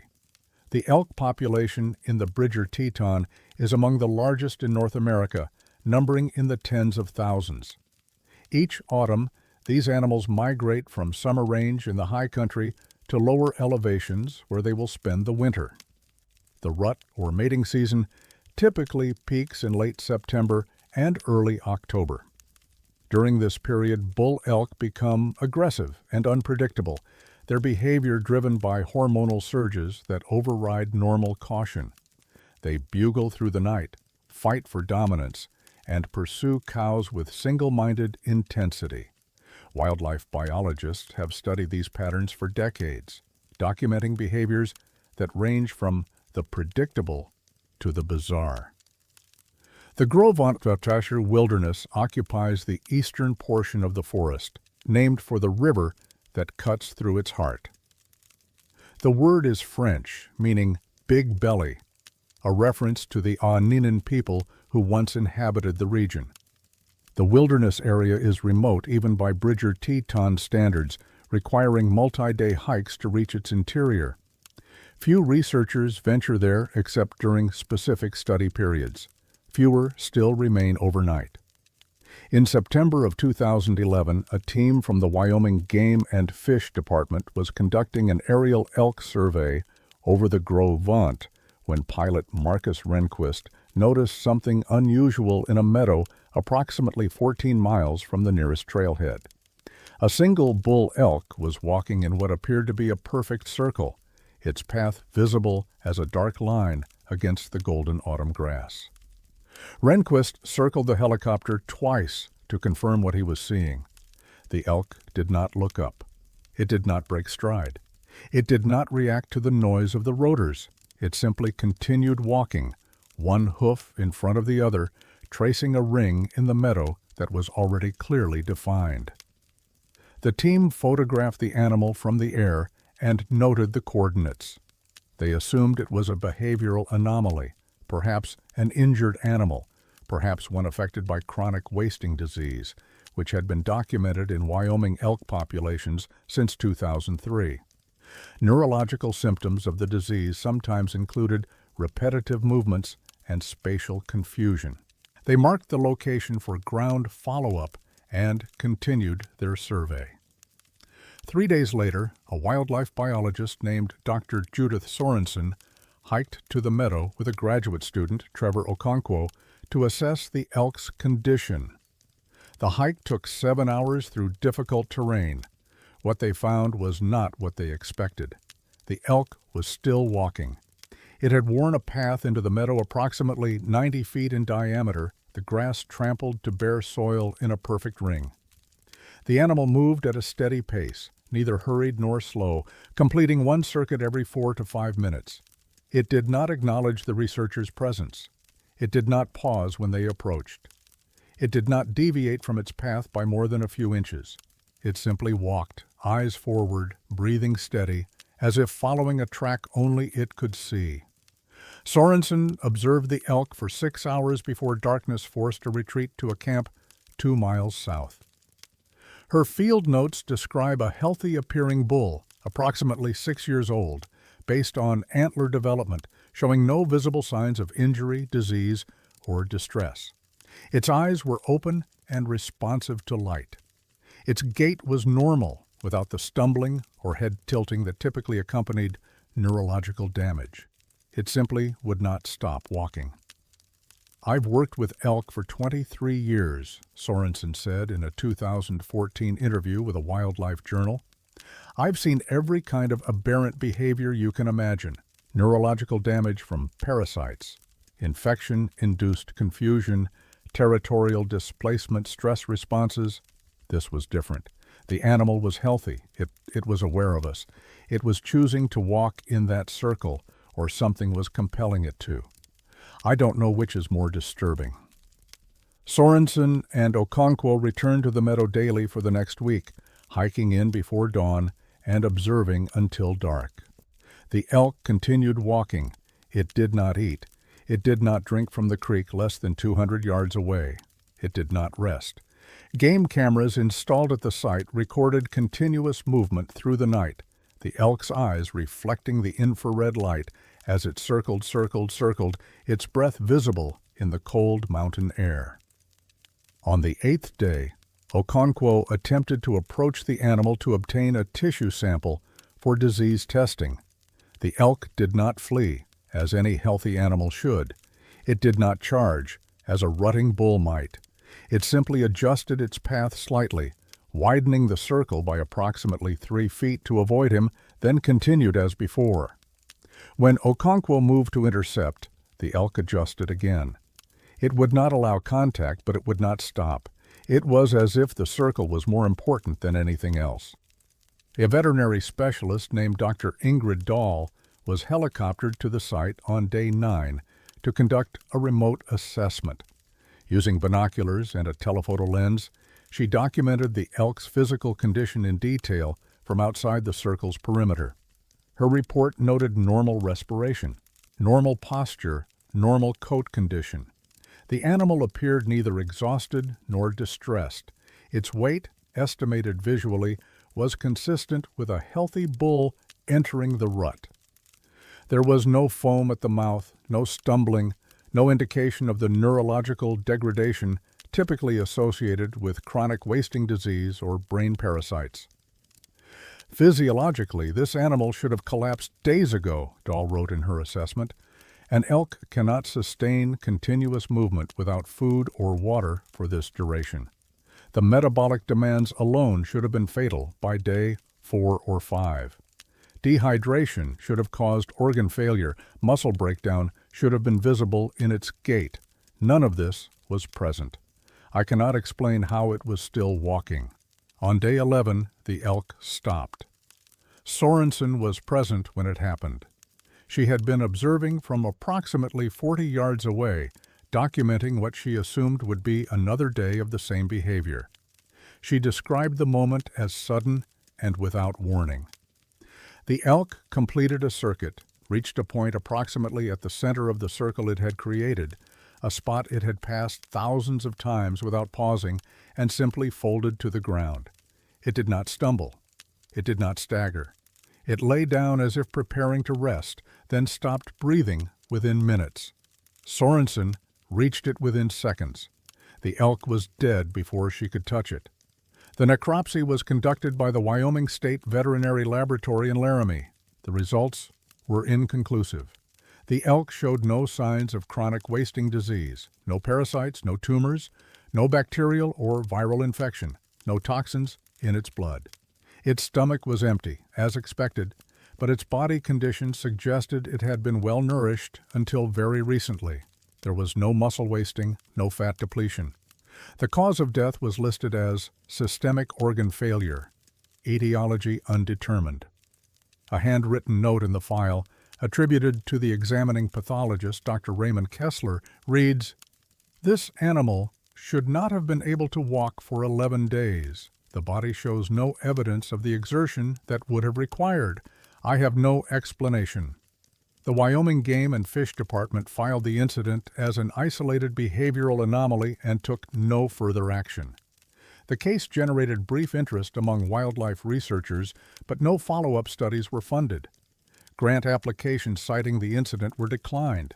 Dr. Sorensen published a short paper in a regional journal in 2013 describing the observation without offering conclusions. The paper has been cited 14 times, mostly in footnotes acknowledging the limits of current understanding. The meadow where the elk walked remains accessible only by a difficult cross-country hike through roadless wilderness. Those who have visited since 2011 report that the circular path is still visible, a perfect ring in the grass that has not filled in with new growth. The center of the circle where the animal collapsed is bare earth, a dark patch approximately 8 feet across where vegetation will not take root despite more than a decade of growing seasons. A soil scientist from the University of Wyoming, Dr. Tomoko Ishikawa, collected samples from the site in 2017 as part of an unrelated erosion study. Her analysis found nothing unusual about the soil composition, pH, or nutrient content. The samples were identical to surrounding meadow soil in every measurable way. She could not explain why grass would not grow there. Sometimes soil compaction from repeated trampling can inhibit regrowth for a season or two, Ishikawa said, but this was one animal walking for 11 days. That shouldn't be enough to sterilize the ground permanently.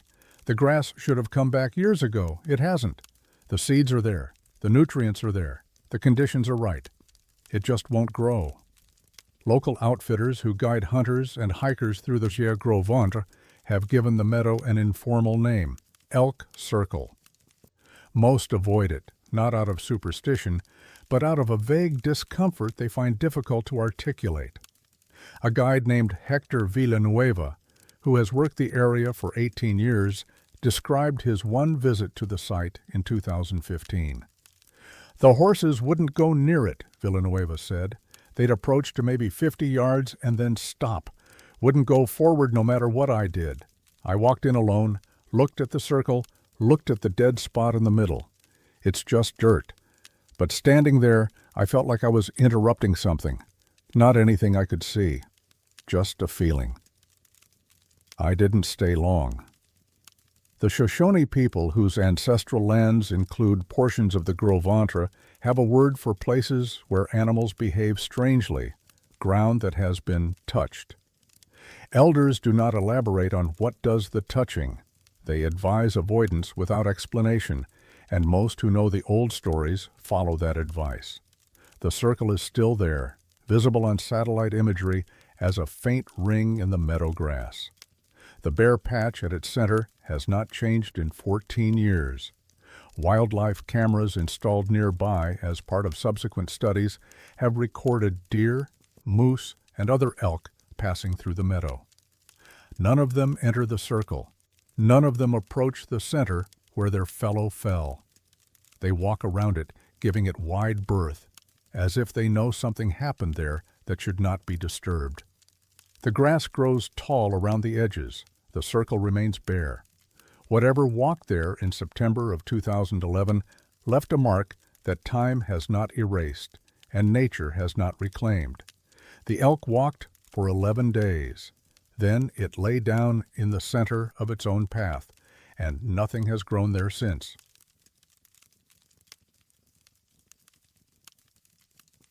The signal gave coordinates to a place that doesn't exist on any map.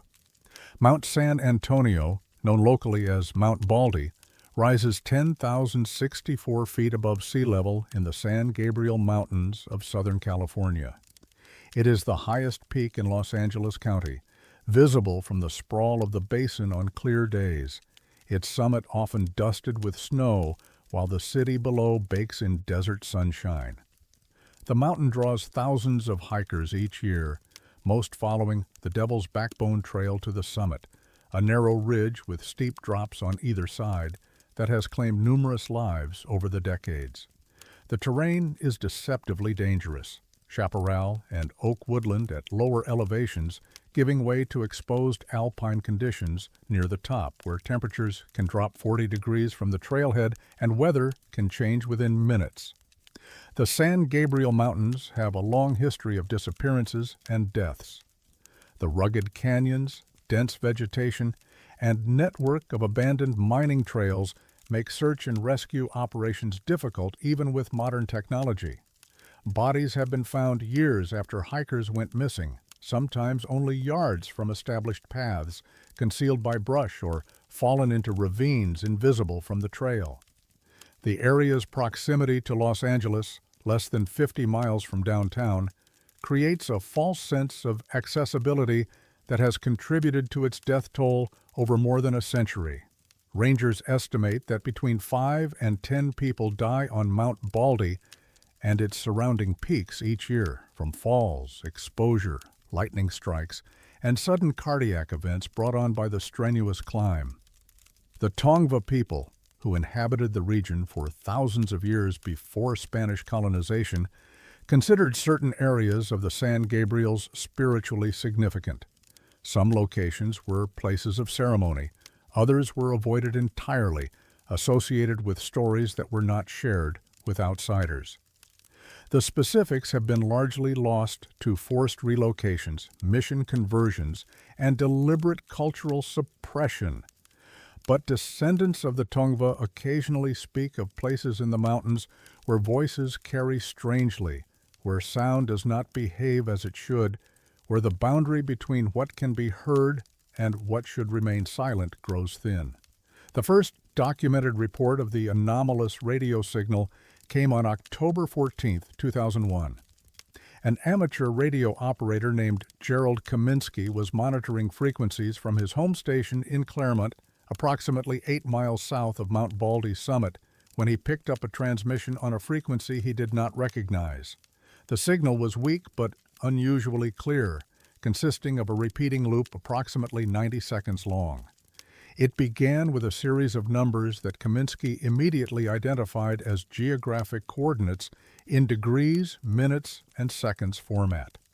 This was followed by a date, March 15, 2002, spoken in the same neutral female voice that then delivered a single phrase in English, "We are still waiting." A pause of approximately 10 seconds followed. Then the message repeated. Coordinates. State. We are still waiting. The loop continued without variation. Kaminsky recorded 12 minutes of the transmission before the signal faded. He noted the time, the apparent frequency, and the atmospheric conditions, following standard protocols for documenting unusual receptions. He reported the incident to the American Radio Relay League and attempted to identify the frequency through standard reference databases maintained by the Federal Communications Commission. The frequency matched no registered amateur, commercial, military, or emergency band.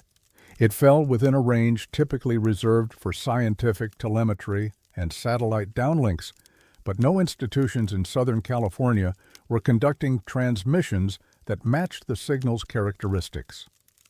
Kaminsky contacted 3 universities with atmospheric research programs. None claimed responsibility. The coordinates in the message pointed to a location on the northwest face of Mount Baldy, approximately 200 feet below the summit, in an area of exposed rock and sparse vegetation accessible only by scrambling off-trail. Kaminsky drove to the mountain the following weekend and hiked to the coordinates using a handheld GPS unit. He found nothing, no equipment, no structures, no evidence of human activity past or present. The location was a steep slope of decomposed granite and fractured schist, with no flat ground suitable for installing a transmitter of any kind. The nearest level area was more than 300 feet away. Over the following months, at least 14 other amateur operators in the region reported receiving the same signal. The reports came from Rancho Cucamonga, Upland, Glendora, Pasadena, Monrovia, and as far east as Redlands, a spread of more than 40 miles. Each described the same elements: coordinates, the date March 15, 2002, and the woman's voice. The phrase was always identical, delivered with the same inflection, the same pacing, the same unsettling neutrality. We are still waiting. A radio engineer named Sylvia Johansson, who operated a well-equipped station in Altadena with professional-grade analysis tools, recorded the signal on 3 separate occasions between November and January. Her technical analysis noted several anomalies that troubled her more than the content of the message itself. The signal strength did not correspond to the apparent source location. It was too strong for a low-power portable transmission from the summit, yet showed none of the characteristics of a high-power broadcast, which would have required substantial equipment and power supply. The audio quality of the voice was inconsistent with standard radio transmission protocols, lacking the compression artifacts and bandwidth limitations typically present in broadcast speech. Most troublingly, the signal appeared to have no sideband structure, a technical impossibility for amplitude-modulated voice transmission. Radio doesn't work that way, Johansson said in a 2004 interview with a regional amateur radio publication. Every transmission has certain characteristics based on how it's generated, modulated, and propagated through the atmosphere. This one had none of them. It was like receiving a signal that hadn't been transmitted, like someone had just placed the sound directly into the receiver without going through the normal electromagnetic process. I don't know how else to describe it. A retired aerospace engineer named Victor Aguilar heard the signal twice from his station in San Dimas. He attempted to triangulate the source using directional antennas mounted on a rotator system, a standard technique for locating transmission sources. The results were contradictory. From different antenna orientations on his property, the signal appeared to originate from different locations on the mountain, sometimes the summit, sometimes the west face, sometimes a point in the sky above the peak. It was as if the source were moving, or as if the normal rules of radio wave propagation simply did not apply. I've worked with radio systems for 40 years, Aguilar said in correspondence with other operators attempting to understand the phenomenon. Military, commercial, experimental, classified. I've debugged systems that weren't supposed to be possible. I've never encountered anything like this. The physics were wrong. The signal was real. I heard it. I recorded it. I analyzed it 6 different ways, but it wasn't behaving like any transmission I've ever studied. The date in the message, March 15, 2002, arrived without public incident. No missing persons were reported on Mount Baldy that day. No unusual events were documented by the Forest Service, the San Bernardino County Sheriff's Department, or local search and rescue teams. The weather was clear. The trails were busy with weekend hikers. Nothing happened, at least nothing that made the news. The signal, which had been received as recently as March 3rd, was not detected again. Amateur operators continued monitoring the relevant frequencies for months afterward. Several organized trips to the summit, searching systematically for any evidence of transmission equipment, antennas, solar panels, battery packs, anything that might explain a repeating broadcast. None was found. The Forest Service, contacted by multiple operators seeking an official explanation, stated that no permits had been issued for radio installations anywhere in the area indicated by the coordinates. No authorized equipment existed. A Freedom of Information request filed by Gerald Kaminsky in 2003 sought any federal records related to the signal or to emergency transmissions from the Mount Baldy area during the October 2001 through March 2002 period.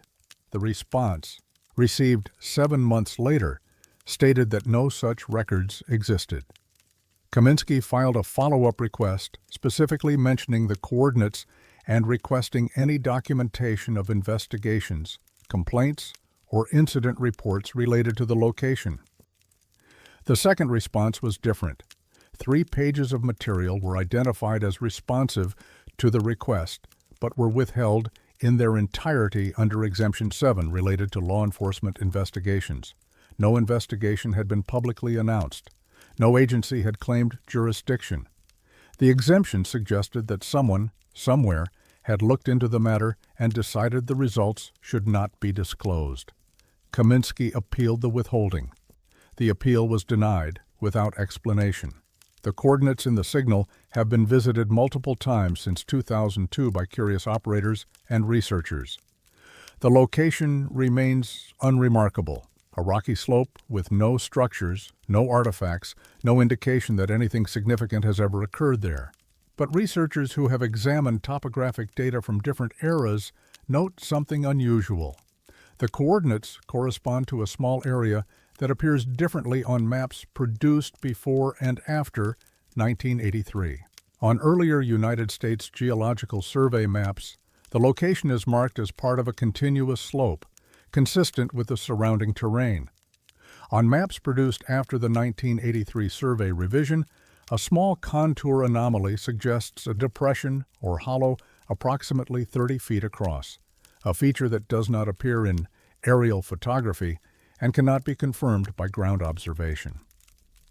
A geologist at California State University Pomona, Dr. Ernesto Maldonado, examined the discrepancy in 2008 as part of a broader study on mapping errors in the San Gabriel Mountains.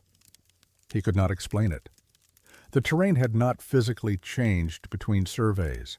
The methodologies had improved, but not in ways that would account for this specific difference. The anomaly existed only on paper, a hollow that cartographers recorded but cameras could not see. The woman's voice in the signal was never identified.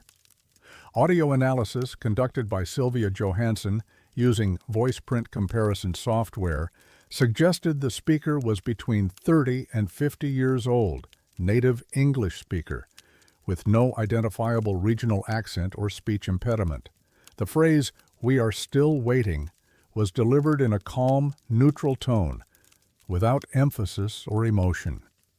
Johansson described it as sounding rehearsed or recorded under controlled conditions, like a message intended to be repeated indefinitely, designed to convey information without revealing anything about the speaker's state of mind. No one knows who was waiting or for what. Gerald Kaminsky died in 2017 at the age of 74. His recordings of the signal, along with his notes and correspondence, were donated to an amateur radio archive maintained by a historical society in Texas. The materials remain available for research. They have been analyzed by at least a dozen specialists in radio propagation, signal processing, and audio forensics in the years since. None have identified the transmission source. None have explained the anomalous technical characteristics. The recordings are simply filed under unidentified signals, alongside hundreds of others that have accumulated over decades of monitoring. Signals that appeared from nowhere, said strange things, and then stopped. Mount Baldy continues to draw hikers each year. The Devil's Backbone Trail is busy on clear weekends, crowded with day trippers from Los Angeles seeking exercise and the satisfaction of summiting the highest peak in the county. Few of them know about the signal. Fewer still have reason to pause at the coordinates that point to a spot 200 feet below the summit, on a rocky slope where nothing has ever been found and where maps cannot agree on what the ground looks like. The date March 15, 2002 passed more than 20 years ago. Whatever was supposed to happen either happened without notice or did not happen at all. The signal stopped. The voice went silent. The coordinates remain, pointing to a location that exists on paper but refuses to be fully seen. We are still waiting. The message was clear. The meaning was not. And somewhere on the northwest face of Mount Baldy, in a place that may or may not contain a hollow that appears only on certain surveys, someone once broadcast a signal that the laws of physics cannot explain. The waiting may have ended, or it may still be going on. The signal never said.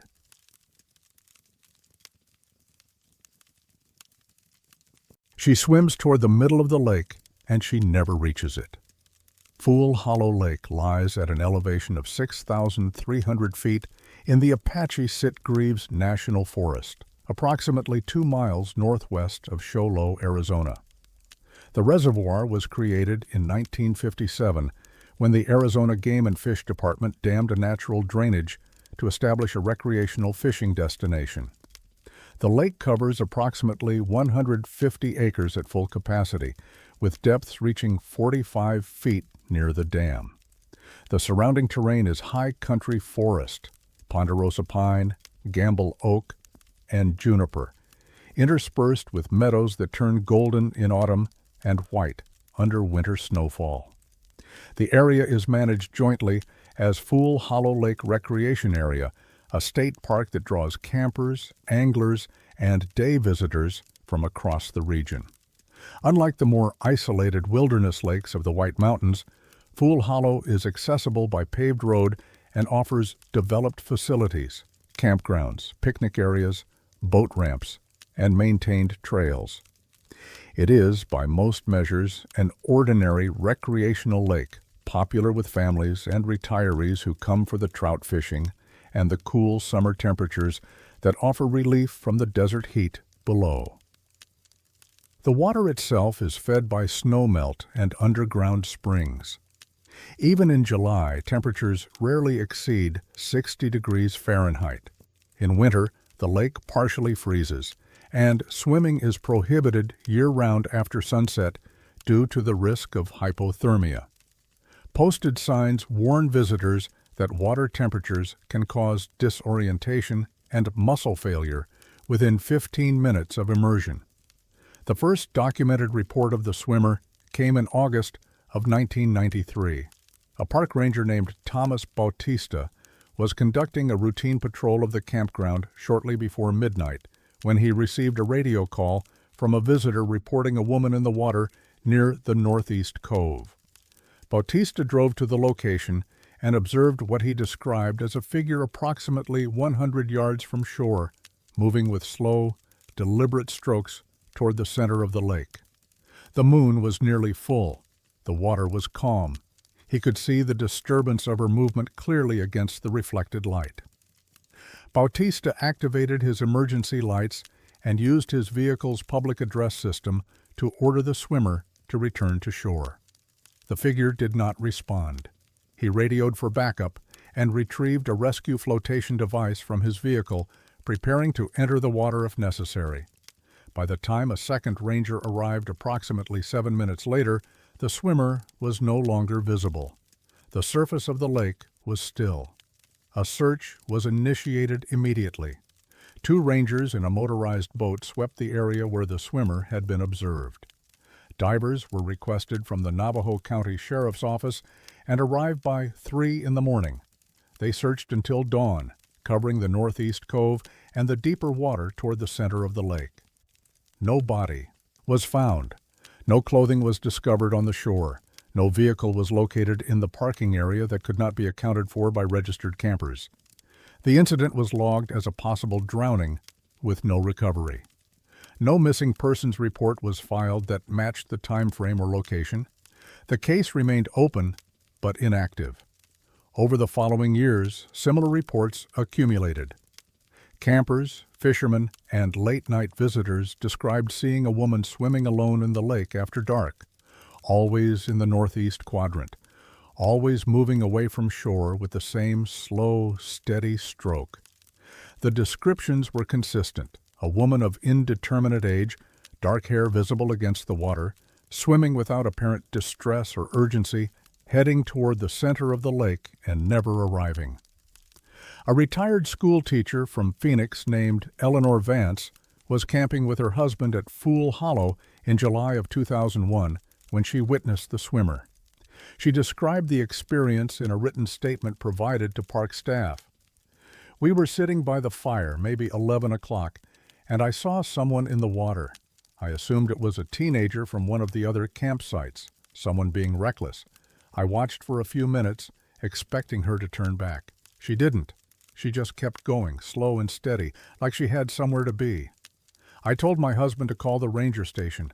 By the time they arrived, she was gone. Not gone under, just gone. The water was empty. I don't know how to explain it. A fishing guide named Raymond Whitefeather, who operated on several White Mountain lakes, encountered the swimmer in September of 2005 while retrieving a boat he had left moored overnight at Fool Hollow. His account, given informally to a journalist in 2012, described the experience with notable restraint. "I've been on these lakes my whole life," Whitefeather said. "I know what a swimmer looks like. I know what a floating log looks like. I know what reflections do in moonlight. This was a woman, swimming. I watched her for maybe 3 minutes. She never turned her head, she never changed her pace, and then she wasn't there anymore. I didn't see her go under, she just stopped being there. I don't talk about it much. People think you're making things up." A park volunteer named Denise Kowalski worked at Fool Hollow for 6 summers between 2008 and 2014.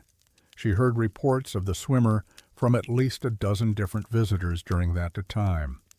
"It was always the same story," Kowalski said. "Northeast Cove, after dark, a woman swimming toward the middle. Nobody ever saw her face.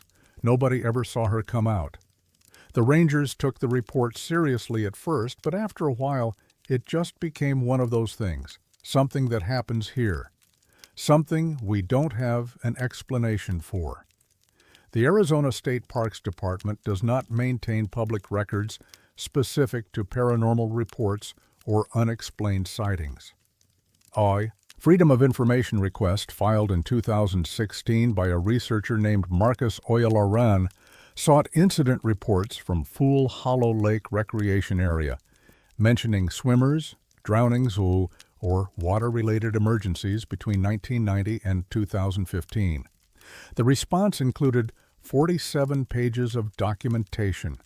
17 of those pages contained reports of nighttime swimmer sightings. In each case, a search was conducted. In no case was a body recovered or a missing person identified. The report spanned 22 years and involved more than 30 witnesses. The descriptions were remarkably consistent across all accounts. A limnologist at Northern Arizona University, Dr. Ingrid Halverson, was contacted about the phenomenon in 2011 by a graduate student researching folklore associated with Arizona lakes. Halverson had conducted water quality studies at Fool Hollow and was familiar with the lake's characteristics. "There's nothing unusual about the lake itself," Halverson said. "The temperature profile, the clarity, the chemistry, It's all within normal parameters for a reservoir at that elevation. If someone were drowning there at night, you'd expect the body to surface within a few days, depending on conditions.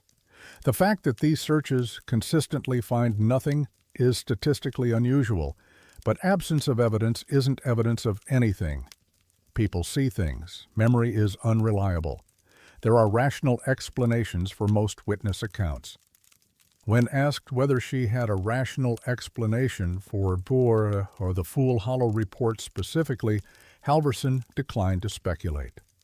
The Navajo County Sheriff's Office has conducted dive operations at Fool Hollow on at least 8 occasions since 1993, each time in response to reports of swimmers in distress or potential drownings. None of these operations has resulted in a recovery. A spokesperson for the department, contacted in 2018, confirmed that no active investigations related to the swimmer reports were ongoing and that the cases were classified as unfounded. The Northeast Cove, where most sightings occur, is one of the shallower areas of the lake, with depths ranging from 8 to 15 feet.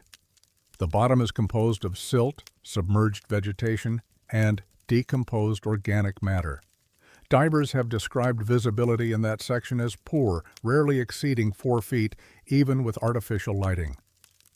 A body concealed in the sediment could theoretically remain undiscovered, but the consistency of negative search results over 2 decades makes this explanation less satisfying than it might otherwise be. Some longtime residents of the Show Low area have suggested a connection to an incident predating the reservoir's creation. Before the dam was built in 1957, the drainage that became Fool Hollow was the site of several homesteads and a small community that was relocated to make way for the project. Local historical records from that period are incomplete. A fire at the Navajo County Courthouse in 1961 destroyed many documents from the preceding decades. One archivist, speaking anonymously, mentioned a reference in surviving correspondence to an accidental death in the drainage during the late 1940s, a drowning in a stock pond that was later incorporated into the reservoir.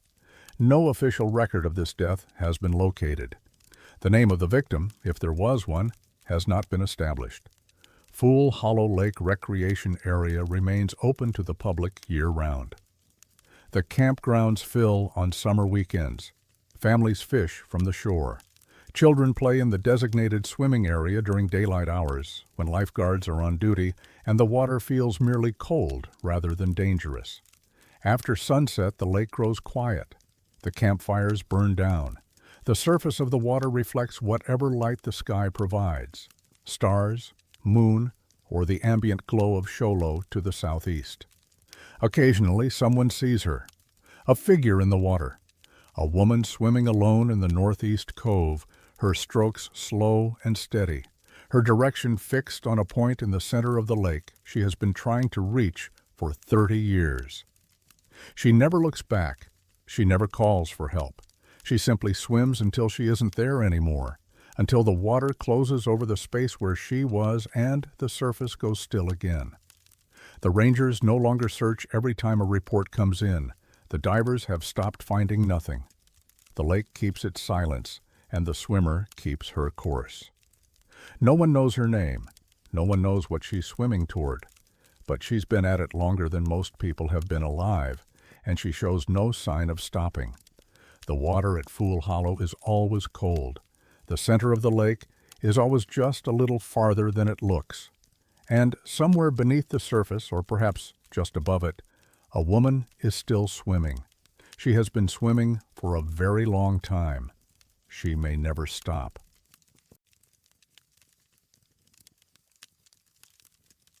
The dates in the logbook were impossible. The fires it described were real. The Umpqua National Forest covers nearly 1 million acres of southwestern Oregon, a landscape of steep river canyons, dense Douglas fir stands, and volcanic ridges that extend from the Cascade Range to the Coast Range foothills. The forest has been managed for timber production and fire prevention since the early 20th century, when the catastrophic blazes of the 1910s convinced the federal government to invest in a network of lookout towers positioned on prominent peaks throughout the region. At its height in the 1930s, this network included more than 100 active stations in Oregon alone, staffed by observers who spent months in isolation watching for smoke on the horizon. Most of these towers have been decommissioned. Aircraft patrols and satellite technology replaced human observers in the 1970s and 80s, and the structures were either demolished, allowed to decay, or converted to recreational rentals for hikers seeking solitude. A handful remain, standing in the Umpqua, accessible only by unmaintained roads and hiking trails that see little traffic. The forest's interior is remote even by Oregon standards. No cell service, no reliable radio communication in many drainages, and distances between paved roads that can exceed 50 miles. A person could die out there without anyone knowing for weeks. The tower on Rattlesnake Ridge was built in 1934 and staffed continuously through the fire seasons of 1935 to 1946. It was decommissioned in 1947 following the death of its last assigned observer, a 38-year-old named Edwin Margolis, who suffered a fatal fall while descending the tower's exterior stairs during a September windstorm. His body was found at the base of the structure by a supply driver who arrived 2 days later. The tower was locked and left standing, its equipment removed, its future uncertain. Budget constraints and changing priorities meant it was never demolished. It simply remained, weathering on its ridge, visited occasionally by hunters and hikers who stumbled upon it by chance.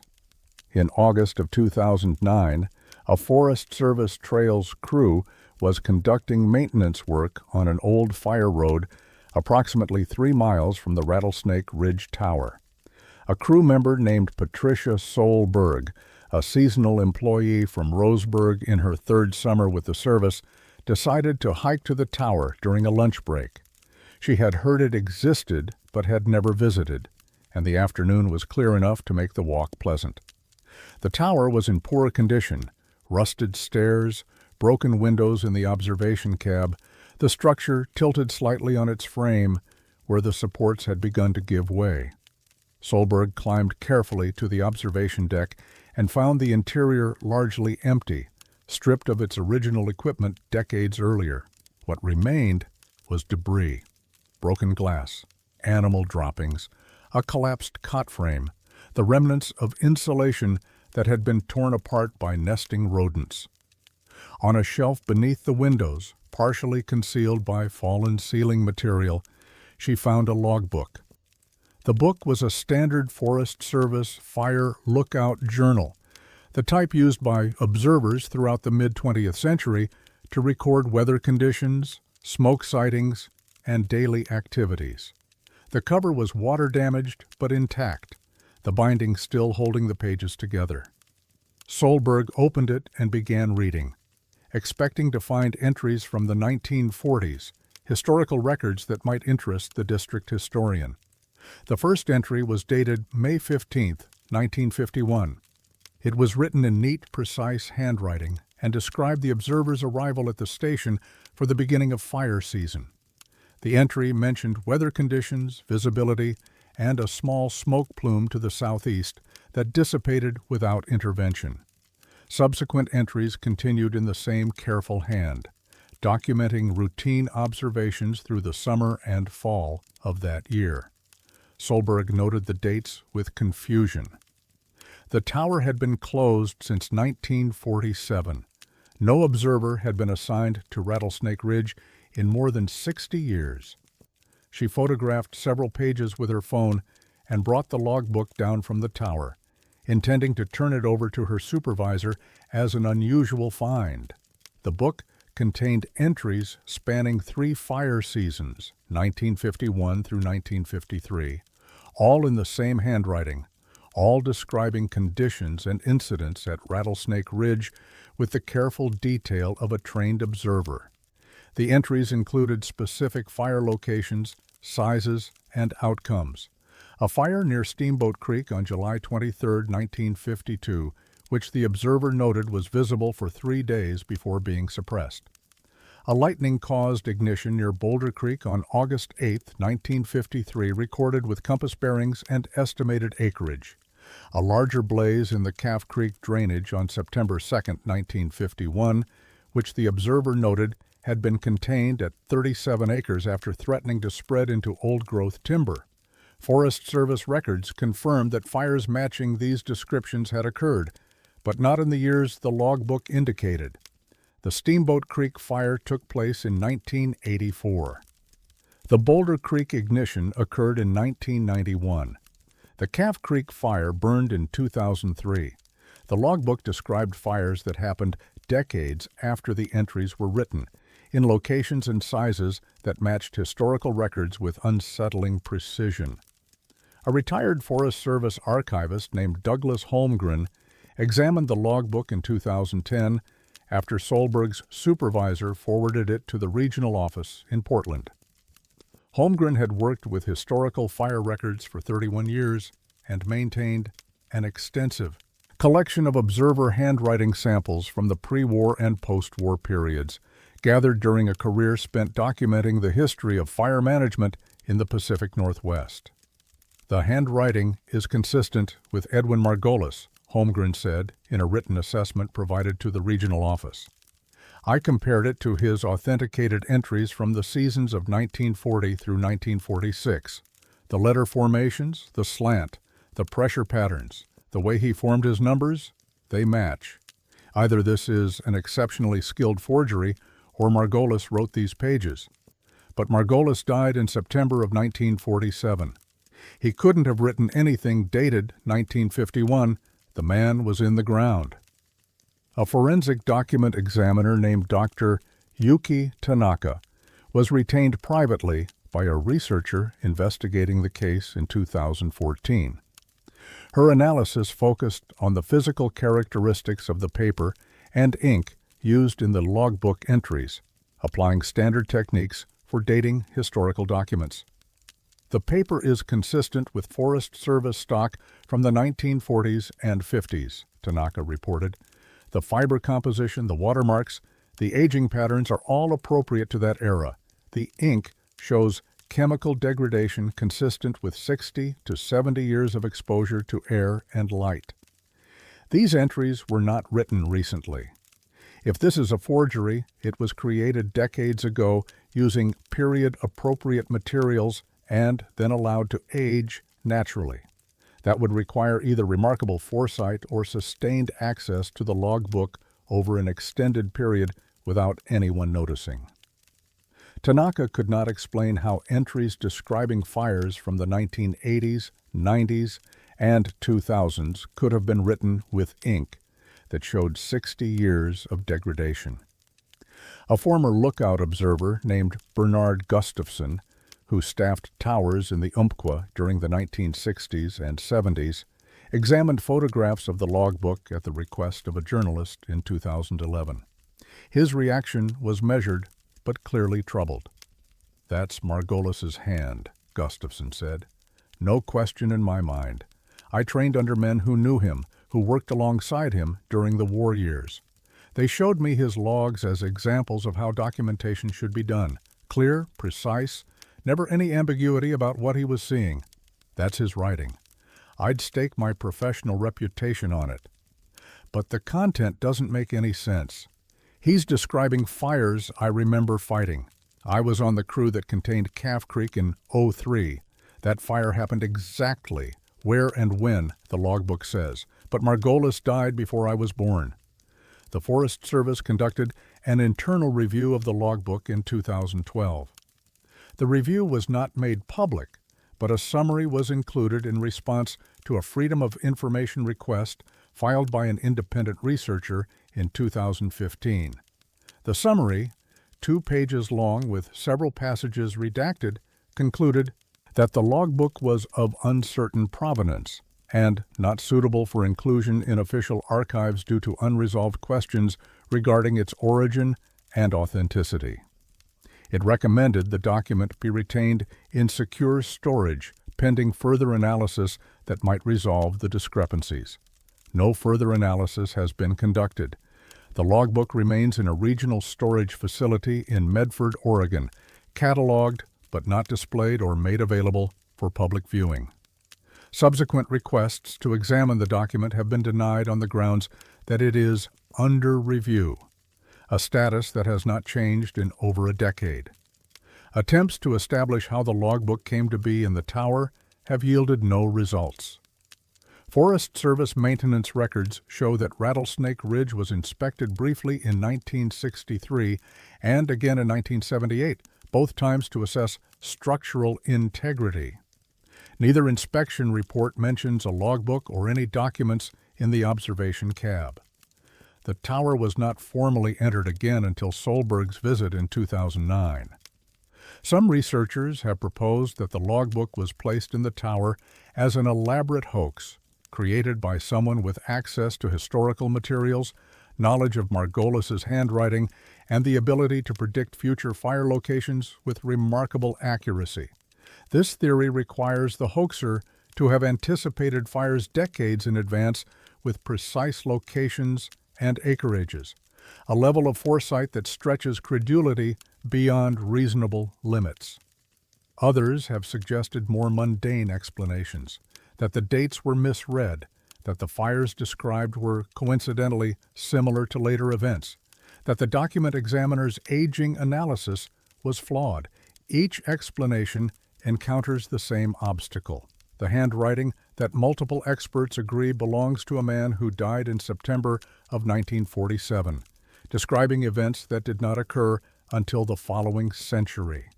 The Rattlesnake Ridge Tower still stands, though access has been formally restricted since 2010.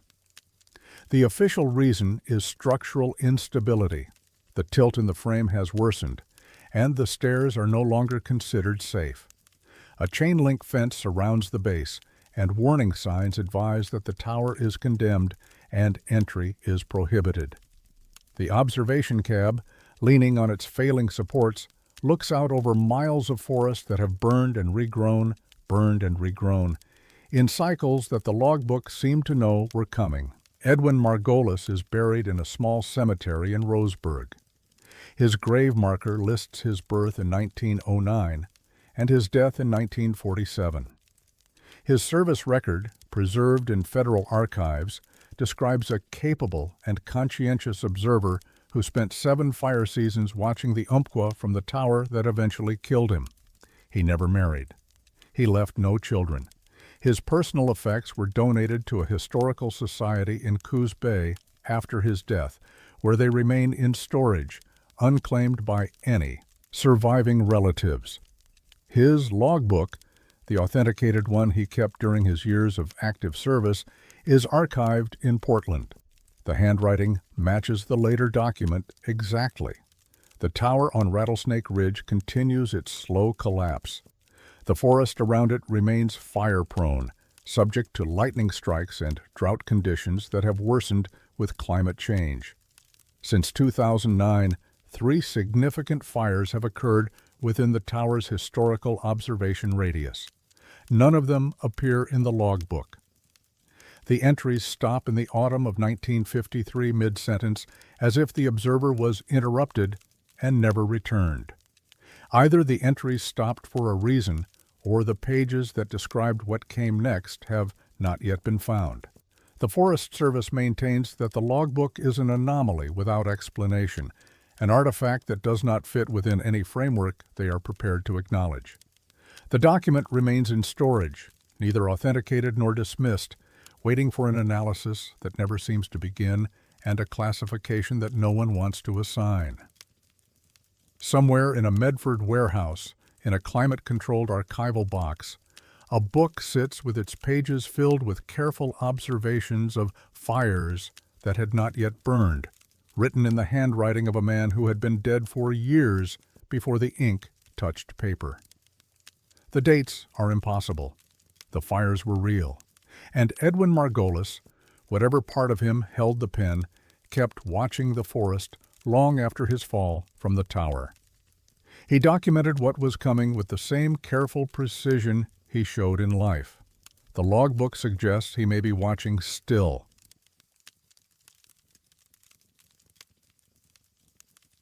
The road is 19 miles long. It takes longer than that to drive it. Forest Road 123 runs through the Carson National Forest in northern New Mexico, connecting the village of Tres Piedras to a network of logging roads and dispersed camping areas in the Tusa's Mountains. The road is unpaved, maintained sporadically by the Forest Service, and closed entirely during winter months when snow accumulates to depths that make passage impossible even for equipped vehicles. It crosses terrain that rises from high desert scrubland dominated by sagebrush and pinon into mixed conifer forest thick with ponderosa pine and Douglas fir, climbing nearly 2,000 feet in elevation over its documented length. The speed limit, where posted, is 25 miles per hour due to the rough surface, blind curves, and occasional rockfall. The Carson National Forest encompasses 1.5 million acres of northern New Mexico, stretching from the Sangre de Cristo Mountains in the east to the Tusas and Brazos ranges in the west. The landscape is ancient, shaped by volcanic activity and glacial erosion over millions of years. Spanish colonists arrived in the 16th century, followed by Anglo settlers in the 19th, but the land has been inhabited far longer. The Jicarilla Apache and various Puebloan peoples traveled these mountains for centuries before European contact, following routes that later became wagon roads and eventually the Forest Service tracks that crisscross the region today. Some of those routes followed natural contours. Others followed paths established for reasons that were never recorded.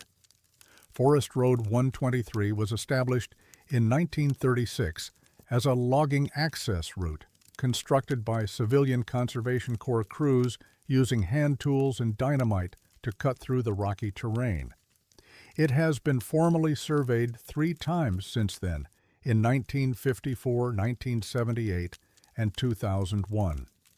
All 3 surveys recorded the same length, 19.3 miles from the junction with State Route 64 to the road's terminus at a turnaround near the Lagunitas Creek drainage.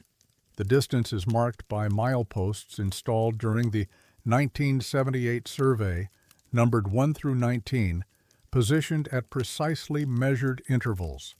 The first documented report of the distance anomaly came in September of 1982.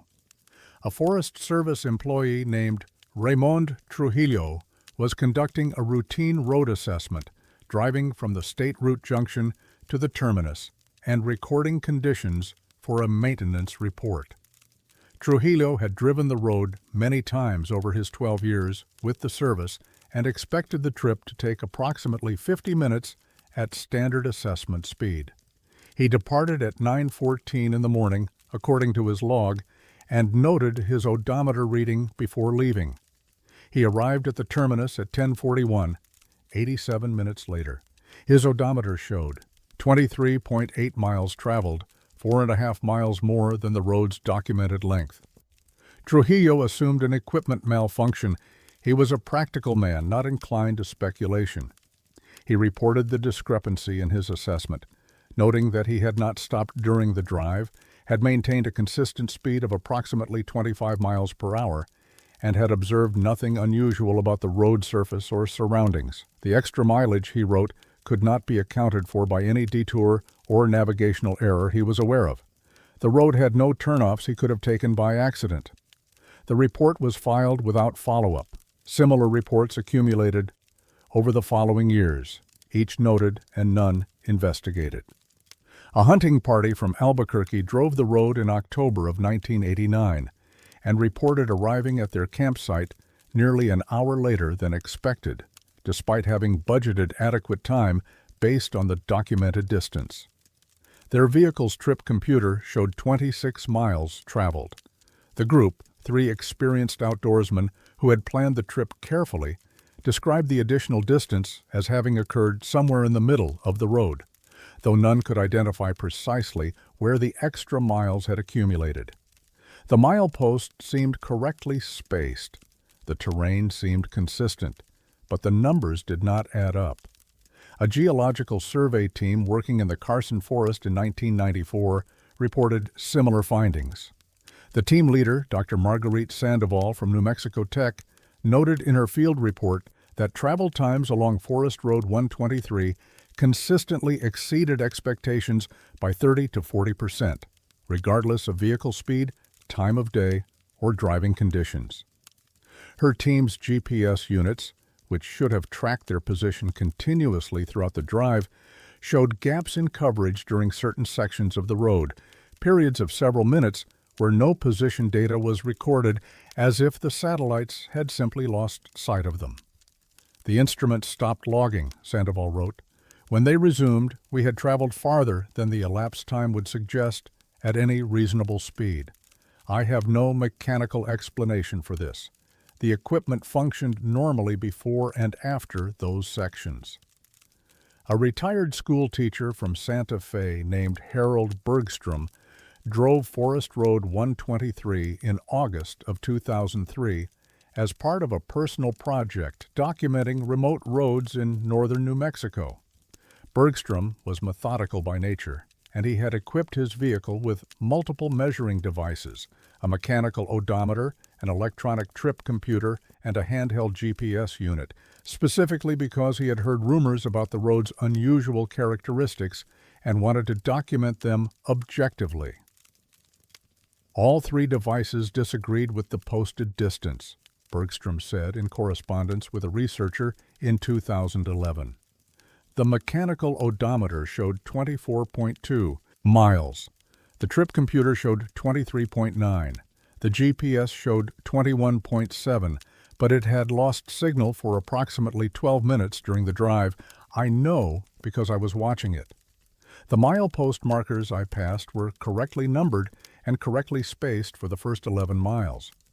I timed myself between posts, and they came up right on schedule. After milepost 11, the spacing seemed to expand. 12 to 13 felt longer than the previous intervals. 13 to 14 even longer. By the time I reached the terminus, I had been driving for an hour and 20 minutes at a steady 25 miles per hour. The math doesn't work. It can't work. Bergstrom returned to the road 3 more times over the following year, each time with recalibrated equipment and detailed logs. His measurements varied between 22 and 26 miles, with no apparent pattern correlating to weather, time of day, or direction of travel. He eventually abandoned the project, describing it as frustrating beyond any reasonable person's tolerance. A Forest Service surveyor named Lorraine Bitzeli conducted an informal investigation in 2006 at the request of the Tres Piedras District Ranger, who had received multiple complaints about inaccurate travel time estimates for Forest Road 123. Visitors were consistently arriving at campsites and trailheads later than expected, sometimes significantly so. Bitzeli drove the full length with a calibrated measuring wheel attached to her vehicle, a method considered highly accurate for determining road distances. Her wheel measurement showed 19.4 miles, consistent with official records, within normal margin of error. "The wheel doesn't lie," Bitzeli said in her report. "The physical distance is what the surveys say it is. But I can't explain why my vehicle odometer showed 22 miles for the same drive, or why the trip took 73 minutes when it should have taken 46 at my average speed. The physical distance is correct. Something else is wrong, and I don't know what it is." Bitzeli recommended a formal investigation involving multiple survey methods. The recommendation was declined due to budget constraints and what a supervisor described as lack of actionable safety concerns. The Carson National Forest maintains that Forest Road 123 is 19.3 miles in length, consistent with all official surveys. A public affairs officer contacted in 2014 stated that the agency had received occasional inquiries about the road's distance, but had found no evidence of mapping errors, survey inaccuracies, or navigation hazards. The mileposts, the officer noted, were correctly positioned and had been verified during routine maintenance operations.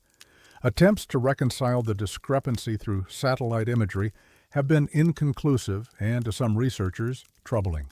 Google Earth and similar platforms show the road clearly for the first 12 miles from the State Route junction, the surface visible through gaps in tree cover, the turns and grades matching topographic maps precisely. Beyond milepost 12, the imagery becomes progressively less distinct. Trees obscure the road surface in several sections, shadows fall at angles that make the terrain difficult to interpret, and resolution drops noticeably compared to adjacent areas of the same image. A researcher who attempted to trace the road's full length using satellite data in 2018 reported that the images appeared to show the road becoming faint around mile 13 and effectively disappearing by mile 15, with no visible track continuing to the documented terminus, despite ground verification that the road does, in fact, continue uninterrupted to the Lagunitas Creek turnaround. "It's like the cameras can't see it properly," the researcher wrote. "The terrain is there. The trees are there. The road should be visible between them, but it fades out. I've examined imagery from multiple dates, multiple angles, multiple satellite platforms. The same sections are consistently unclear or missing. I don't know why that would be." The Jicarilla Apache, whose reservation borders the Carson National Forest to the west, have oral traditions concerning certain roads and trails in the Tusis Mountains.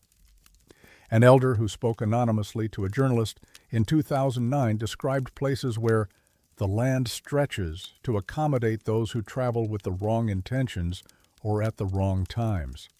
The elder declined to identify specific locations, but noted that some paths are longer going than coming, and some are longer at certain hours of day than others.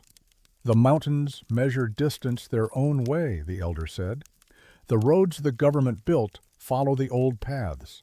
Some of those paths were never meant to be traveled quickly. The land remembers what it used to take to cross them." Forest Road 123 remains open to the public from April through November each year. It is classified as a high-clearance vehicle route and is not recommended for passenger cars due to rough surface conditions and potential hazards. The Forest Service website lists the distance as 19 miles and estimates a driving time of 45 minutes to 1 hour. Most drivers report the trip takes longer, sometimes considerably so. Odometers consistently show more miles than they should. GPS units lose signal in the same sections around the same mileposts, regardless of equipment type or age. Travel times exceed calculations by margins that cannot be explained by road conditions, weather, or driver caution. The mileposts stand at their surveyed positions, correctly numbered, correctly spaced for a 19-mile road. Drivers pass them one by one, watching the numbers count toward the terminus, until they check their instruments afterward and find the numbers no longer match the distance they should have traveled. The road is 19 miles long. Every survey confirms it. Every milepost verifies it. The measuring wheel says the ground beneath the tires covers exactly the distance the maps describe. But somewhere between Tres Piedras and the Lagunitas Creek turnaround, the road adds distance that no physical measurement can capture and no satellite can photograph clearly. The extra miles are there. Drivers feel them in the time it takes. Vehicles record them on instruments designed to measure distance objectively. The hours pass as if the road were longer than any map acknowledges. The Forest Service says the discrepancy does not exist. The odometers disagree. And somewhere in the Tusis Mountains, on a road that should take 45 minutes to drive, travelers spend an hour or more covering ground that no one can account for, passing through miles that exist only when you cross them, invisible to surveys and satellites, present only in the time it takes to reach the end. The road is 19 miles long. It just takes longer than that to get there.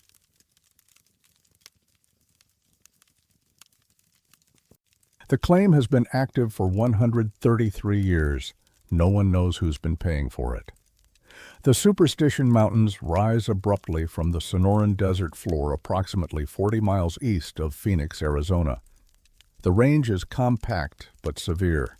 Jagged volcanic peaks, sheer canyon walls, and terrain so broken that marked trails disappear into sandy washes and reappear on exposed ridges with little warning.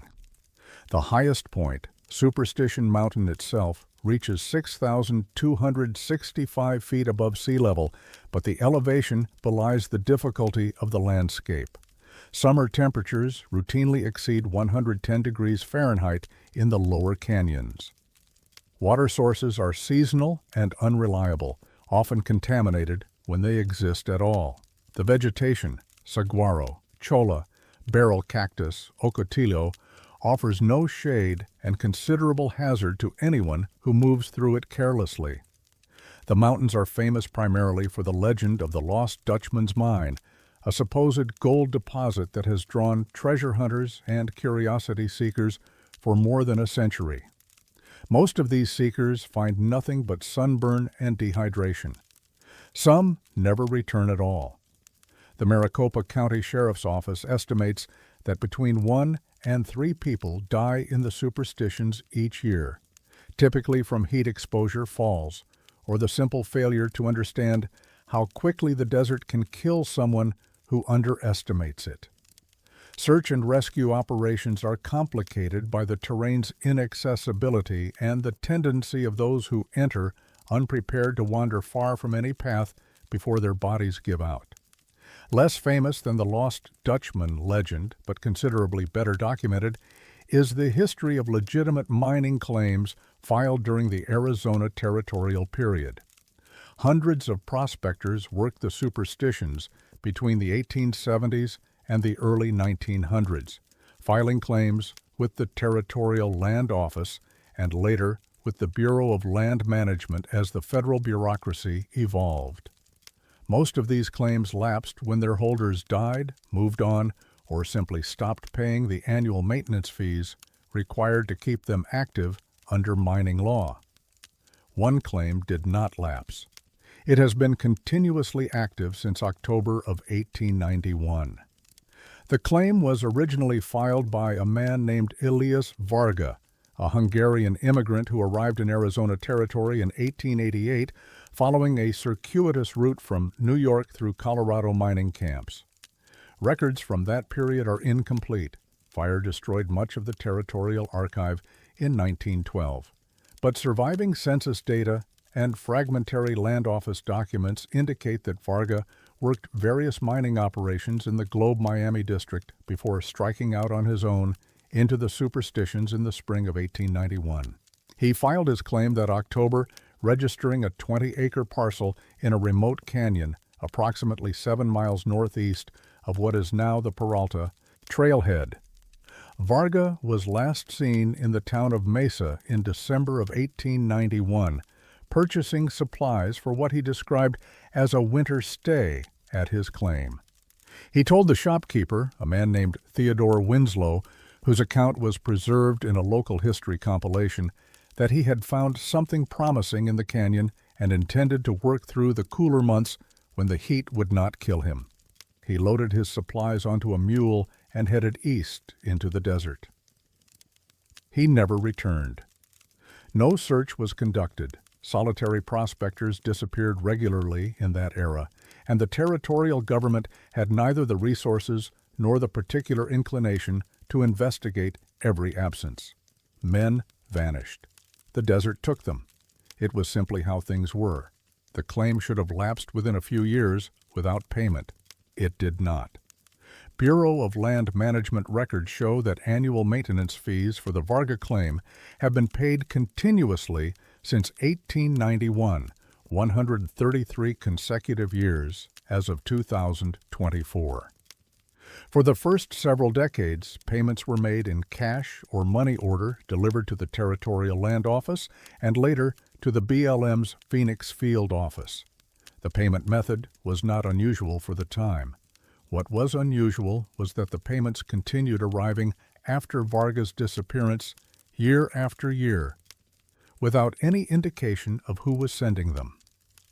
Beginning in 1953, the payments have arrived exclusively by cashier's check, always in the exact amount required by current regulations, always postmarked from Phoenix, always drawn on an account at a bank that was acquired by a larger institution in 1978. An account that, according to the successor bank's records, has no traceable owner and no documented record of deposits beyond an initial sum placed in 1952. A BLM clerk named Sandra Moberg first noticed the anomaly in 1994 while conducting a routine audit of long-standing mining claims in the Phoenix district. She pulled the file on the Varga claim expecting to find standard documentation, transfer records, heir statements, corporate ownership filings, and found instead 103 years of uninterrupted payments with no corresponding contact information, no heir documentation, no corporate entity, and no record of anyone actually working the claim since its original filing. It was like looking at a ghost in the system, Moberg said, in a 2008 interview with a researcher investigating Arizona mining anomalies.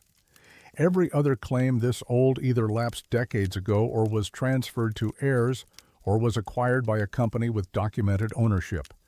This one just had payments, year after year after year, the exact amount required, no letter enclosed, no return address beyond the Phoenix postmark. Someone has been keeping it active for over a century, but there's absolutely no way to determine who or why. Moberg attempted to trace the bank account through official channels available to federal agencies.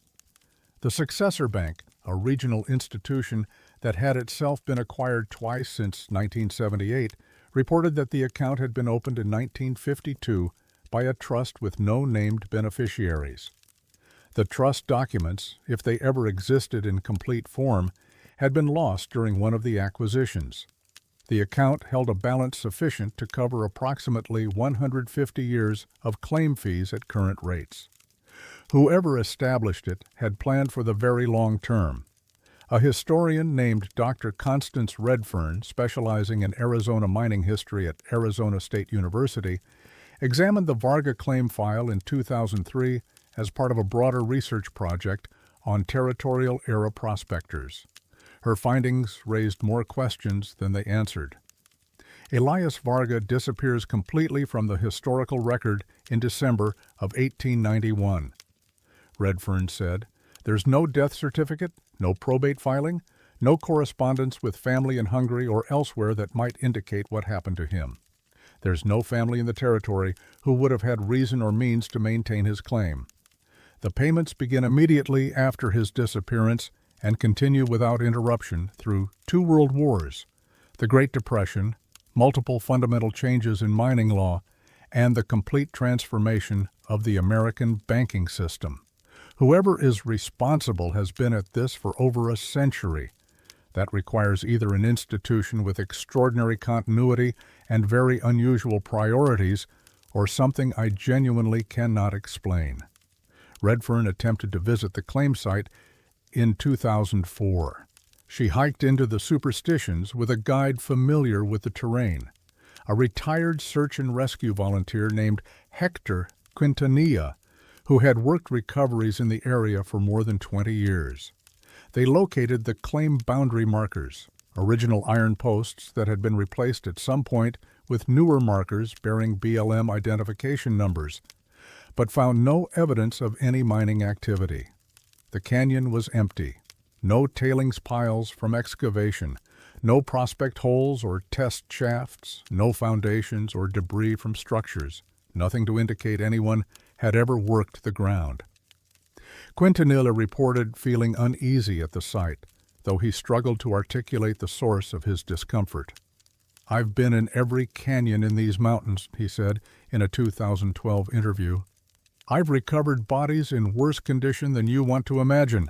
I've found people who'd been lost for days, people who were still alive when they shouldn't have been. I don't spook easily, but that place felt wrong. Not dangerous in an obvious way, just wrong, like we weren't supposed to be there, like we were interrupting something. We left after maybe an hour. Neither of us wanted to stay longer than necessary." Several subsequent attempts to work or evaluate the Varga claim have been documented, each ending in similarly inconclusive fashion. In 1987, a recreational prospector named Willis Engstrom obtained permission from the BLM to conduct exploratory sampling on the site. He spent 2 days there before leaving abruptly, well ahead of his planned schedule. His report to the BLM stated only that the site showed no commercial potential and that he was not recommending further work. When contacted by a journalist in 2009, Engstrom declined to discuss his experience in detail. "Some places don't want to be worked," he said. "I learned that the hard way. I'm not going back, and I wouldn't recommend anyone else does either." In 2011, a mining company investigating potential acquisitions in the Superstitions dispatched a geological survey team to assess several dormant and active claims, including the Varga site.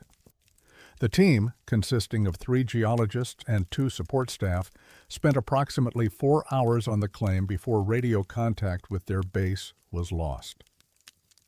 They emerged from the canyon the following morning, having camped approximately 2 miles from their intended location. All 5 reported that their GPS equipment had malfunctioned simultaneously while on the claim, and that they had become disoriented despite clear weather and the experienced navigation skills of the team leader. The company's internal report on the survey, obtained through a Freedom of Information request in 2016, contains 11 pages of detailed geological assessment covering 4 other claims in the area. The section addressing the Varga claim consists of a single paragraph stating that the site was not recommended for further evaluation due to inconclusive survey conditions. No geological data from the site is included. No explanation for the equipment failures is offered. The BLM has never initiated proceedings to investigate the claim's ownership or to challenge the validity of the anonymous payments. A spokesperson contacted in 2019 stated that the agency has no legal basis to reject maintenance fees simply because the payer's identity is unknown. As long as the fees are paid in full and on time, the claim remains active under federal mining law. The land cannot be used for any other purpose. The most recent payment was received in January of 2024. Cashier's check in the exact amount required, Phoenix postmark, drawn on the same account that has funded the claim since 1953. The bank account still exists. It still contains sufficient funds. It still has no traceable owner. Elias Varga would be 168 years old if he were still alive. He is not, presumably. The desert has taken many lives since his disappearance, and the Superstitions are not known for preserving human remains. Whatever he found in that canyon in 1891, whatever prompted him to file his claim and prepare for a winter stay he would never complete, remains unknown. The claim markers stand in their places, boundary posts defining 20 acres of broken terrain that no one has successfully worked in over a century. The canyon receives a few visitors each year, hikers who stumble upon it while exploring off-trail, prospectors who hear about it and feel compelled to look. Most report nothing unusual, just another empty canyon in a range full of them. A few report feeling the same unease that Quintanilla described, a sense that the place is occupied somehow, even when it appears completely empty. The payments continue to arrive. The claim remains active. Somewhere a bank account holds funds set aside more than 70 years ago for a purpose that has never been explained, maintaining the legal rights of a prospector who vanished before the 20th century began. Someone has been protecting the Varga claim for 133 years. No one knows who, no one knows why, and the canyon keeps its silence, holding whatever Elias Varga found, or whatever found him, on that winter expedition in 1891. The desert is patient. The claim is active. The checks keep coming. Whoever is paying does not intend to stop.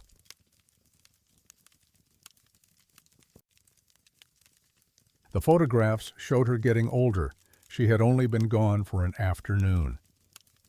Grand Staircase Escalante National Monument encompasses nearly 1.9 million acres of southern Utah, a vast expanse of slot canyons, slick rock plateaus, and sedimentary formations that span hundreds of millions of years of geological history.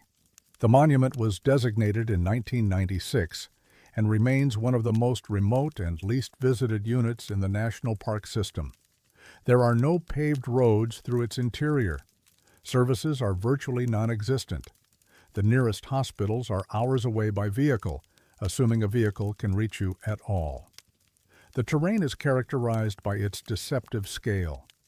Distances that appear manageable from a viewpoint can take days to cross on foot. Canyons that seem to offer passage dead-end without warning. Water sources marked on maps may not exist during dry seasons, and flash floods can transform dry washes into lethal torrents within minutes. The Bureau of Land Management, which administers the monument, estimates that dozens of hikers require rescue each year. Some are never found. The Kaiparowitz Plateau dominates the monument's center, a 50-mile-long highland that rises above the surrounding desert and drops into labyrinthine canyon systems on all sides. The plateau itself is sparsely vegetated, prone to extreme temperature swings, and nearly impossible to navigate without GPS equipment that often loses signal in the deeper drainages. Indigenous peoples of the region, the ancestral Puebloans and later the Paiute, traveled the plateau seasonally but established few permanent settlements there. Some Paiute oral traditions speak of places on the Kaiparowitz where time moves differently, where a person might walk for hours and arrive before they left. In October of 2006, a 31-year-old graphic designer from Salt Lake City named Miriam Okonkwo embarked on a 4-day solo backpacking trip into the Escalante River drainage. She was experienced in desert travel, having completed multiple trips in the Canyonlands region over the previous 5 years. She filed an itinerary with the BLM field office in Escalante and arranged for a friend to contact authorities if she did not return by the evening of October 19th. On October 15th, Okonkwo parked her vehicle at the Egypt trailhead and hiked south into 25-Mile Wash. Her planned route would take her through several slot canyons before connecting with the Escalante River, where she intended to camp for 2 nights before returning via a different drainage. The weather forecast called for clear skies and moderate temperatures. She was reported overdue on October 20th. Search operations began the following morning.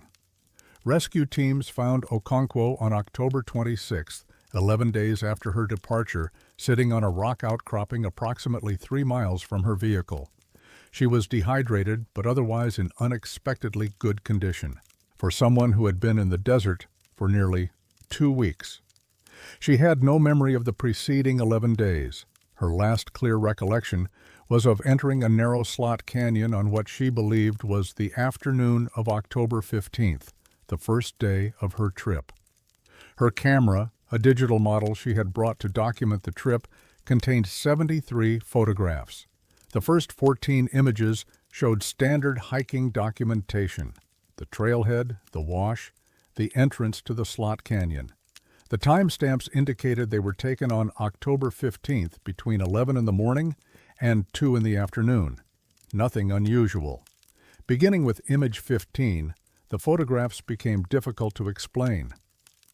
They showed Okonkwo in various locations within what appeared to be the same canyon system, posed as if for self-portraits using the camera's timer function.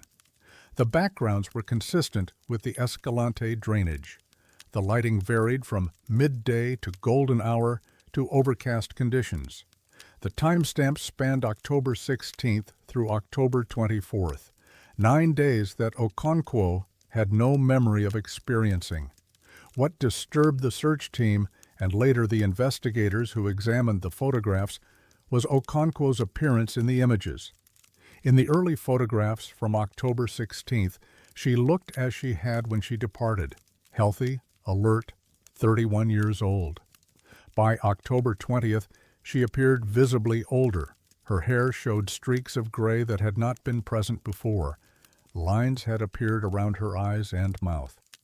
By October 24th, the final day of photographs, she appeared to have aged at least 15 years. The woman in those images looked closer to 50 than 30. When found on October 26th, Okonkwo's appearance had returned to normal. She looked exactly as she had 11 days earlier, with no gray hair, no additional lines, no visible signs of aging beyond mild dehydration. A paramedic named Douglas Sorensen was among the first responders to reach Okonkwo. His initial assessment noted her disorientation and confusion, but also her surprisingly stable physical condition. She'd been out there for 11 days with maybe 2 days' worth of supplies, Sorensen said in a 2009 interview. She should have been in much worse shape, but what got to me was when she asked what day it was. I told her it was October 26th. She looked at me like I was lying. She was absolutely certain it was still the 15th. She kept saying she'd only been walking for a few hours. A BLM ranger named Teresa Yazzie helped coordinate the search and was present during initial interviews with Okonkwo. She had seen disorientation in lost hikers before. It was common after days of exposure and dehydration, but this case was different. Most people who get lost, they know they're lost, Yazzie said. They're scared. They're relieved when we find them. Miriam wasn't scared. She was confused. She couldn't understand why we were there. She didn't feel like she'd been missing. For her, it was still that first afternoon. The 11 days just didn't exist in her experience.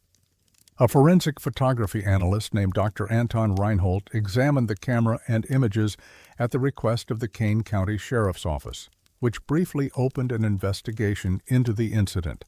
His analysis confirmed that the photographs had not been digitally manipulated. The metadata was consistent with the camera's internal clock and showed no evidence of tampering. The images were taken when the timestamp said they were taken. The technical aspects are straightforward, Reinhold said in his written report. These photographs were captured on these dates at these times. The camera has no capacity for falsification. It simply records what it sees. What I cannot explain is what the camera recorded. The physical changes visible in the subject across these images are inconsistent with an 11-day time frame. They suggest aging on the order of 15 to 20 years. A medical examination conducted after Okonkwo's rescue found no physiological evidence of accelerated aging. Blood work, organ function, and cellular markers were all consistent with a healthy woman in her early 30s. Whatever had appeared in the photographs did not manifest in her body. The Kane County Sheriff's Office closed its investigation in December of 2006, classifying the case as a wilderness rescue with no criminal elements. The case file, obtained through a records request in 2014, consists of 38 pages of search documentation, medical assessments, and interview transcripts. 17 additional pages are listed in the index but were withheld, cited as investigative materials not subject to disclosure. No charges were ever filed. No explanation for the photographs was ever provided. The BLM conducted its own internal review of the incident, focusing on whether any environmental factors in the Escalante drainage might explain Okonkwo's disorientation or the camera anomalies. The review found nothing conclusive. Water sources in the area were tested for contamination. Air quality samples were taken from the Slot Canyon system, where Okonkwo reported entering before her memory gap. All results came back normal. A geologist who reviewed the report, Dr. Lillian Svensson from the University of Utah, noted that the specific canyon where Okonkwo's memory ended was not clearly marked on any BLM map. The coordinates she provided during interviews did not correspond to any documented slot canyon in the drainage. The formation she described exists, Svensson said, I've seen slot canyons that match her description throughout the Escalante system, but the specific location she indicated doesn't appear in our surveys. Either she was mistaken about where she was, or the canyon itself isn't where our maps say it should be. Attempts to locate the canyon using Okonkwo's directions have been unsuccessful. 3 separate expeditions between 2008 and 2015 searched the area she described. None found a slot canyon matching her account. Miriam Okonkwo returned to Salt Lake City after her rescue and resumed her career in graphic design. She has declined most interview requests since 2007, but agreed to a brief correspondence with a researcher in 2012. "I don't know what happened out there," she wrote. "I've looked at those photographs hundreds of times. That's me in them. I recognize the places mostly, but I don't remember taking them. I don't remember those 9 days. I don't remember getting older, and I don't remember getting younger again. I just walked into a canyon and walked out, and somehow nearly 2 weeks passed." The photographs remain in her possession. She has never published them or allowed them to be reproduced, though she has shown them to researchers and investigators over the years. Those who have seen them describe the images as deeply unsettling, not because of any obvious distortion or anomaly, but because of how ordinary they appear. A woman aging in the desert, documented in careful self-portraits as if she wanted to record what was happening to her. The final photograph, taken on October 24th, according to the timestamp, shows Okonkwo seated on a rock, looking directly at the camera. Her face is lined. Her hair is gray. Her expression is calm, almost peaceful, as if she has accepted something that cannot be explained. 2 days later, she was found with no memory of the image and no trace of the aging it recorded. The canyon she described has never been found. The photographs remain. The 11 days remain missing from her memory.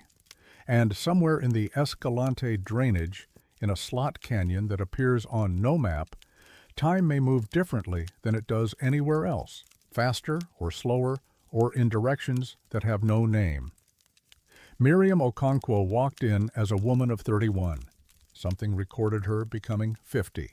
She walked out as 31 again. The camera remembers what she cannot.